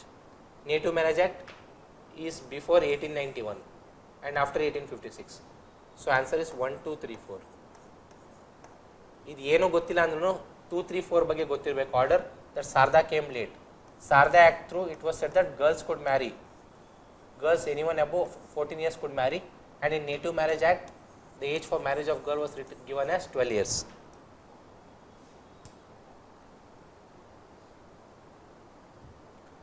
So the answer is 1, 2, 3, 4 D. Consider the following pairs. C. ಇನ್ನೊಂದು important thing ಏನಂದರೆ committees ಮೇಲೆ ತುಂಬ question ಕೇಳಿಲ್ಲ. So this is one area where it could ask question. So basic committee about what aspect is it related to, ಇಷ್ಟು ನಮಗೆ ಗೊತ್ತಿರಬೇಕು. Peel commission, Indian standard commission, both are related to military. ಇಷ್ಟು ಗೊತ್ತಿದ್ರೂ ಸಾಕು, ಆಪ್ಷನ್ಸ್ನ ನಾವು eliminate ಮಾಡ್ಬೋದು. At least try to remember this. That Peel and Indian Sandhurst Committee is related to military. Lyall Commission is related to irrigation. Lyall Commission is related to irrigation, and Muddiman Commission is related to diarchy. See, diarchy had been established, and we had to see how well the diarchy is functioning. So to study that, Muddiman Commission had been appointed. Diarchy yavagappa tandidu? Diarchy tandidu 1919. So post that Muddiman Commission was been appointed. Likewise, there are other committees, Fowler and so on. Just have a look at it. ಏನಂತ ಗೊತ್ತಿದ್ರೆ ಸಾಕು, match the following ಅಲ್ಲಿ eliminate ಮಾಡೋಕ್ಕೆ helpful ಆಗುತ್ತೆ. Revolt of 1857. A question on Revolt of 1857. We'll look at the options.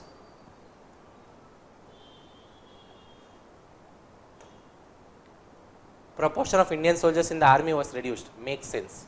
And Europeans were increased. Makes sense. The people of India were promised non-intervention in the matter of religious beliefs or worship. This is what I said. Religious beliefs bandaga non-intervention, but not about the social customs.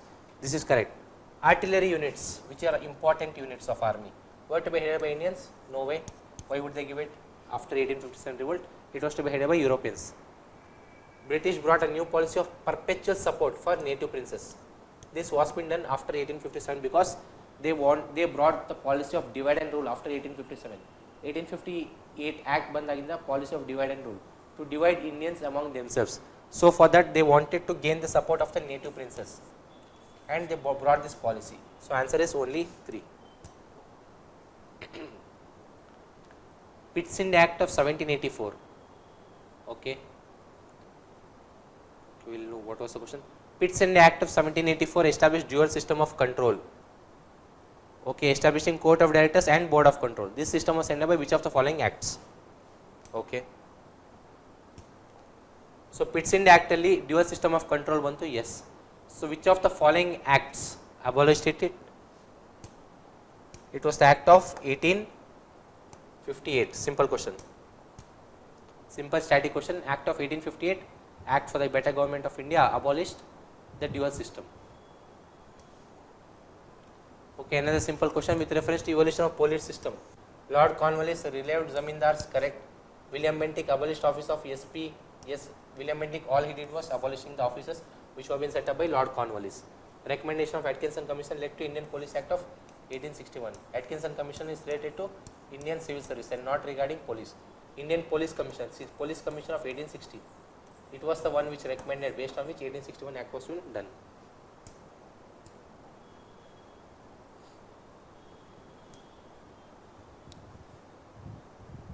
In which of the following cases did the Supreme Court mandated the government to protect areas even if it falls outside the definition of forest? This is very important case, and this is T.N. Godavarman. See, T.N. Godavarman case, and Supreme Court said to the government that though there are certain areas which do not fall under the definition of forest as said by the government, despite that you are supposed to protect the forest, because forest ke government has a different definition. Like I think it has to have so and so tree density cover, and it has to be spread over certain area. Ist area anta irbeku. Adikinta kadime antidre it is not categorized as forest anta barutte. So does it mean it should not be protected? It should be protected, and that is what has been said by under T.N. Godavarman case. Narmada Bachao Andolan is related to Narmada. Samit Mehta was related to Samit Mehta. I think it was Samit Mehta case. It was said by NGT and not by Supreme Court. MC Mehta, we know it, famous case. With reference to policy of subordinate legislation. See, policy of subordinate legislation, we may not have studied this directly.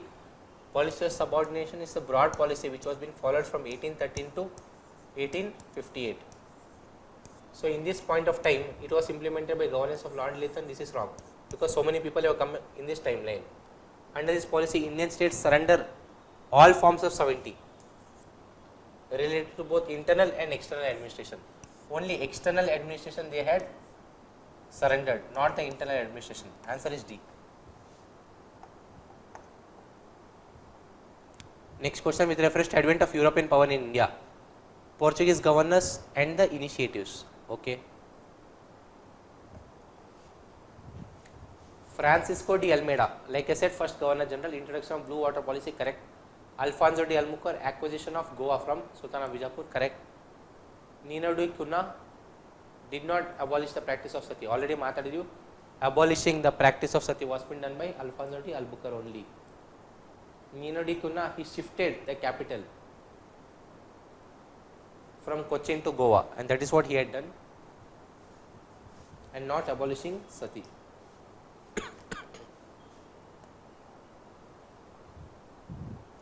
With reference to European power in India, consider the following pairs. See, establish the first factory. Like I said, we should know where each of these European powers had established their first factory. See, English Surat, French Surat, Dutch Machilipatnam. This is strong. This is strong. Danes in Tanjore.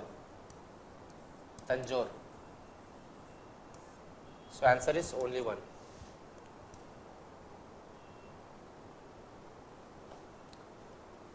Azamgarh Proclamation. In the first 5 questions, Azamgarh Proclamation already bandide. It is related to 1857.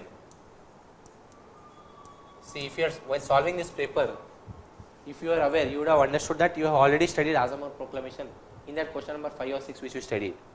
So Azamgarh Proclamation is related to 1857. So it was not for separate state or separate electorate or Khilafat. It was for unjust colonial rule.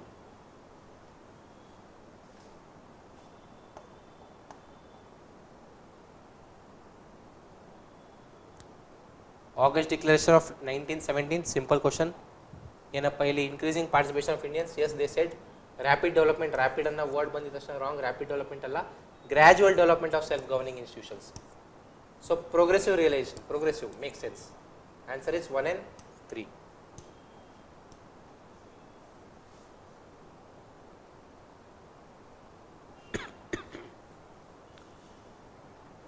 Which of the following is not correct? So we'll see. Which of the following is not a correct with respect to Wood's dispatch? It repudiated, opposed the downward filtration theory. Yes, it did repudiate. It did oppose downward filtration theory.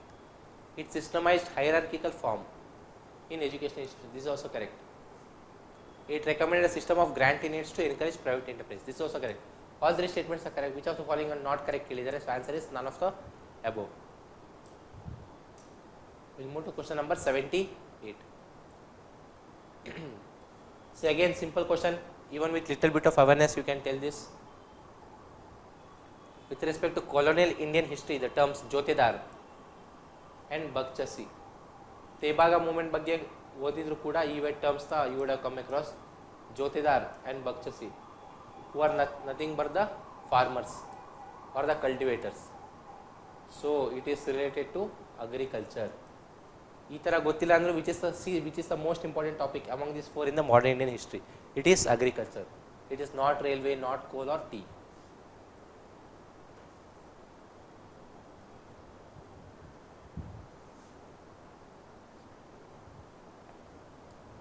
Another small value addition which I want you to make note of is Campbell Commission is related to famine.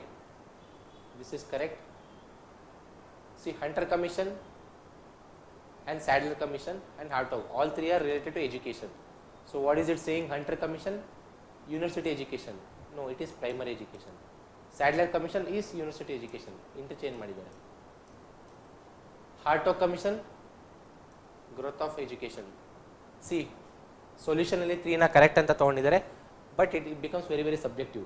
Hartog Commission put so many restrictions on expanding education in India. So in fact it did not want the growth of education. So ಇದನ್ನ ಹೆಂಗೆ ತಗೊಂತೀರಾ ನೀವು depend ಆಗುತ್ತೆ. Growth of education, it did provide steps for the education, but it did not want the education for more number of people. So growth of education here, it is an incomplete statement based on which it becomes very subjective to take an option, to choose an option. They have taken 3 and 4 to be correct, but growth of education jote innenar extra add ಮಾಡಬೇಕು to answer this very well. Because Hartog Commission put more restrictions on expanding education, because they were revolutionaries who were created from these educational institutions, which the British did not like.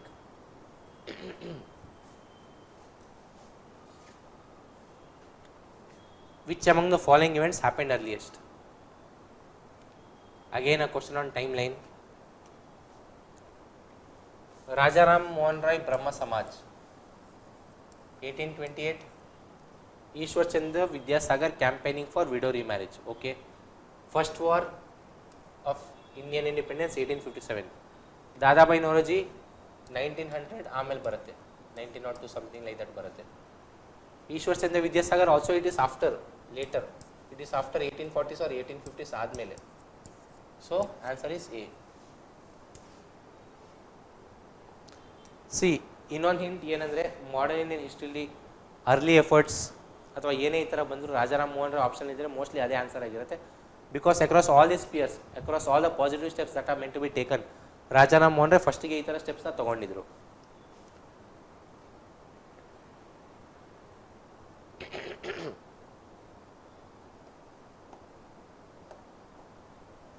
Consider the following pairs.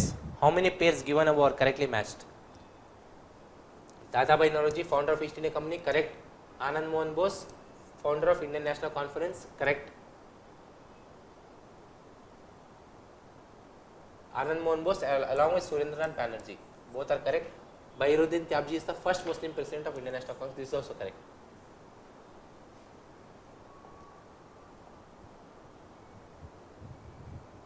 So it was a simple static question. Another question, with reference to Swami Dayanand Saraswati, he authored so and so work which we may not have come across. So it's the other option. He opposed idolatry and ritualistic worship, correct. He was in favor of a system in government in which one man has absolute power, makes no sense, this is wrong. So ನೋಡಿ ಅವರೇ hint ಕೊಟ್ಟಿದ್ದಾರೆ. Why would he choose such a form of government?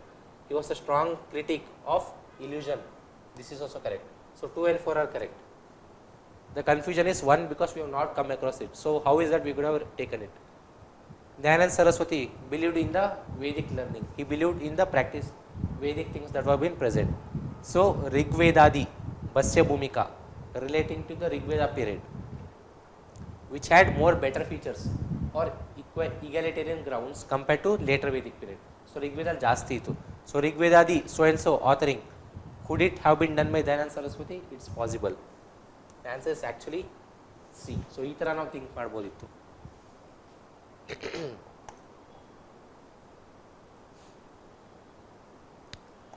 ಬಹಿಷ್ಕೃತ ಹಿತಕರ್ಣಿ ಸಭಾ, simple question and an important organization.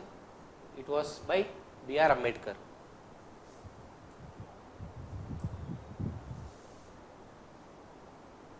Another question where trick can be used. We'll see what is that. This question has been picked from a theme of UPSC PYQ. So with reference to Neel Darpan of Dinabandhu Mitra, which of the following statements are correct? It exposed the exploitation of Indian indigo farmers. Exploitation did happen and it would have exposed, so we have to take it as correct. The place sparked widespread protest and was banned. Makes sense, we'll have to take it as correct unless and until we are sure that it is not. Unless and until ನಮಗೆ ಇವು options wrong ಅಂತ ಗೊತ್ತಿಲ್ಲ ಅಂದರೆ we will have to take it as correct. It was originally written by English and later translated to Bengali. Does it make sense? Neel Darpan, it is a work to enrage national consciousness among Indians, and for that you will have to connect with the vernacular so that the Indians are able to understand. So first it was written in Bengali, then it was translated into English. ಇಲ್ಲಿ ಏನು ಮಾಡಿದ್ದಾರೆ, exactly ಉಲ್ಟಾ ಮಾಡಿದ್ದಾರೆ. ಇದನ್ನು ನೀವು ಅವೇರ್ನೆಸ್ಸಿಂದ ಕೂಡ easily answer ಮಾಡ್ಬೋದಿತ್ತು. ಇದೇ ಥೀಮ್ನ ಪಿಕ್ ಮಾಡಿ Desher Katha is related to only Bengal and not desh ಅಂತ UPSC PYQ ಕೇಳಿದ್ದಾರೆ. ಅಲ್ಲಿ ಹೆಂಗೆ ಫಾರ್ಮುಲೇಟ್ ಮಾಡಿ ಆನ್ಸರ್ ರಾಂಗ್ ಮಾಡಿದ್ರು, ಇಲ್ಲೂ ಸೇಮ್ ಫಾಲೋ ಮಾಡಿದ್ದಾರೆ. So if you had solve that, then you should be able to solve this, or if you solve this, when you solve that you should be able to get that correct.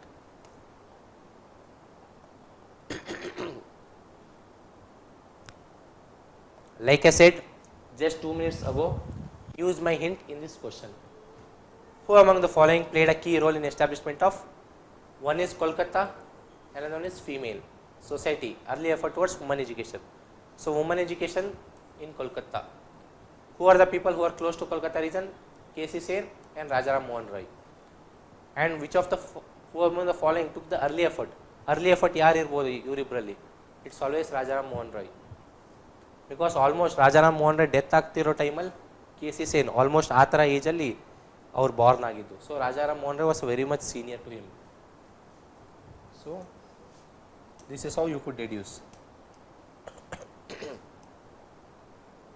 See, till question number 85 it was all about modern Indian history. From question number 86 there are current affairs question that has been asked. I will not be dealing much detail into these questions, you can have a look at it. Just we'll have a look at those questions where some sort of guesswork can be applied. So which of the following statements are correct regarding the definition and labeling of synthetically generated information? Deep fake ಅಂತ ಮಾಡ್ತಿದಾರಲ್ವಾ ಈ ನಡುವೆ, ಅದನ್ನೇ broad ಆಗಿ cover ಮಾಡೋ term ಇದು. Synthetically generated, that means that it's not natural, it is created, artificially created information. It refers to artificially created information appearing to be reasonably authentic. Makes sense, very generic statement. The label on synthetically generated audio content must cover at least 25% of the original total duration. Okay. Intermediaries are prohibited from naming or modifying the SGI label or identifier once embedded. Yes, it makes sense. See, if you are creating a SGI video, if you are creating artificial video, it should have some tag. If you remove the tag, then how will the user be able to differentiate? Because the user will take it to be correct, he will take it to be true if that label is not been present. So they have been prohibited from removing it. It makes sense. So 1 and 3 makes sense. But look at the data. One data ಬಗ್ಗೆ ನಮಗೆ ಗೊತ್ತಿಲ್ಲ ಅಂದ್ರೆ it is better we take it as wrong. So in that sense, if you have taken the provision is actually 10% of the total duration, the label should be present on this SGI video or audio for 10% of its total duration. ಇಲ್ಲಿ 25% ಅಂತ ಕೊಟ್ಟಿದ್ದಾರೆ. So number ಬಂದ್ರೆ we could have taken it to be wrong. ನಮ್ಗೆ ಗೊತ್ತಿಲ್ಲ ಅಂದ್ರೆ it's better we take it to be wrong. Answer is 1 and 3.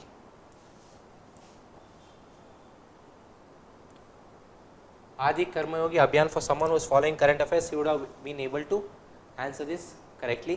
For someone who did not, how is that we could have answered? See, Abhiyan andre it is a moment. I have said this before also. Abhiyan is a moment. It's a campaign. Rather than a moment, it is a campaign. Swachh Bharat Abhiyan. Janru ಓಡಾಡ್ತಾರೆ, they will start campaigning and spreading awareness. Adi Karmayogi Abhiyan, it is not a scheme. One thing, it is a moment, it is a program, it is a body. It is not a body, it is not a scheme. It is a moment. Like I said, Adi Karmayogi is a campaign or a moment. So it is a national moment. Just by understanding the meaning of Abhiyan, we would have deduced it so easily. ಇಲ್ಲಿ ಇನ್ನೊಂದು ಏನು ಹೇಳಕ್ಕೆ ಇಷ್ಟಪಡ್ತೀನಿ in this question. See, with reference to special voters under the postal ballot system, special voters and service voters. So what is the answer to this question? First we see that President, Vice President correct, Governor correct, Union Cabinet Ministers correct, 4 is wrong. Answer is 1, 2 and 3. So special voters, because of their post, they have some special responsibilities.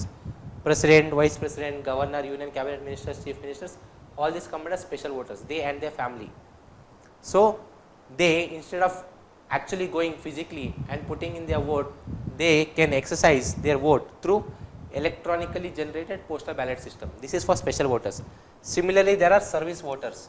Service voters, those serving in CRPF, Army and Armed Forces, they will be posted somewhere else and they should be given the right to exercise their vote and they would be categorized as service voters. Judges are not included as special voters, so please do not get confused.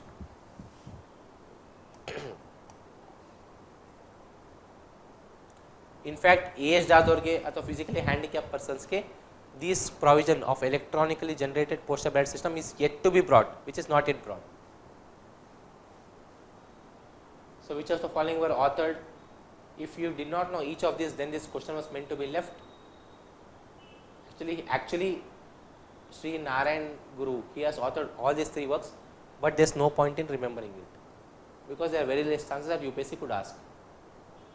Next is Vande Mataram. 1 to 2 facts which we need to make note of is, see, it was prominent symbol of nationalism during Swadeshi movement. It is correct. Like I said, Swadeshi movement is also called Vande Mataram movement. It was first song in 1896. ಇದು ಜ್ಞಾಪಕ ಇರಬೇಕು. During Indian National Congress session. Composed by Bankim Chandra Chattopadhyaya, yes, and published in Anand Math. In Anand Math, he has made a reference to it. This is also correct. The answer is all 3. First one, second one, third one. ಈ ಮೂರು ನೀವು ಓದಿದ್ರೆ it is a simple fact for you. If you do not know, then please make a note of it.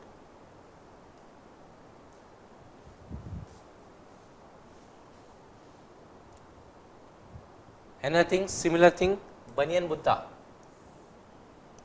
Banyan Buddha, it belonged to Gupta period and It showcases the Gandhara form of art. ಇಷ್ಟು ಗೊತ್ತಿರೋ ಸಾಕು. Bamiyan Buddha means Gandhara ಆರ್ಟಿಗೆ related ಮತ್ತು it was found during Gupta period. ಇಷ್ಟು will have to make a note of in this question. Question number 92, I'll leave it to you. 93, one thing which I'd like to mention, maybe I mentioned it earlier also. See, India's nuclear power program, it is to be done in 3 stages. First, second, third. Where are we right now? We are just entering from first to second. First stage alli ಏನು ಮಾಡ್ತೀವಿ? We'll be using uranium. Second stage alli we'll be using plutonium. I think plutonium. In the third stage we will be using the resource which we have, thorium. So third stage now innu bandilla, second stage we are making transition now. So first stage uses uranium, correct. Third stage is planned to use thorium, this is also correct. And who gave this three stage NPP plan? It is Homi J Bhabha. Homi J Bhabha. ಇಷ್ಟು ನಮಗೆ ಗೊತ್ತಿರಬೇಕು. With respect to superbugs, you might have heard, you may not have studied. So how is that you could answer this? They are strains of bacteria, virus, fungi, parasites resistant to most available antimicrobials. Makes sense. That is why they are called superbugs and not just bugs. Their emergence is solely a natural evolutionary process, unaffected by human activities. Wrong. Human activities, they are accelerating it, such as antimicrobial resistance ಬಗ್ಗೆ ನಾವು ಓದಿದ್ದೀವಿ. We use excessively antibiotics on animals or even on humans for treatment, and that is what is leading to resistance by these microorganisms. So it has been attenuated or increased by humans, and it's not just natural process. MDR TB is an example of infections caused by superbugs. Makes sense. Multi-drug resistance. So multiple drugs ke kuda resistance develop ಮಾಡ್ಕೊಂಡಿದೆ for TB, and that is because of the superbugs. It makes sense. So in this question, had we eliminated 2 and we know 1 is the answer, we know 1 and 3 are the answers. Global burden of disease based on some report, and question on satellites, I'll leave it to you. Question on T cells, question on MOFs, and question on Nobel Prize, and question on tobacco. So these are the questions I'll be leaving to you, since these are current affair oriented, and these have been picked from topics that are not very important, so I'll leave it to you. So in this way we discussed about the modern history test. So next test we will be discussing from 1900 to 1947. That part could be more interesting compared to this, but remember UPSC will ask questions from those areas which it feels aspirants have studied less. So ಇಲ್ಲಿಂದ ಕೂಡ ನಿಮ್ಗೆ ಎರಡೆರಡು question enter paper ಅಥವಾ ಈ syllabus ಇಂದ ಎರಡೆರಡು question ಅಥವಾ ಒಂದೇ ಕ್ವಶನ್ ಬಂದು ಕೂಡ ನೀವು ಅದನ್ನು ಆನ್ಸರ್ ಮಾಡಿಲ್ಲ ಅಂದರೆ you will be missing those 2 marks, and if you get it right you'll add another 0.66 marks. 2.66 marks loss ಆಗುತ್ತೆ. So please let us have a basic idea about this part, and next part ಏನು ಬರುತ್ತೆ ಅದರಲ್ಲಿ ನೀವು ಸ್ವಲ್ಪ ಜಾಸ್ತಿ ಓದಿ, ಡೆಪ್ತಲ್ಲಿ ಓದಿ, that's fine. So with this analysis I'd like to conclude the video. Thank you for watching.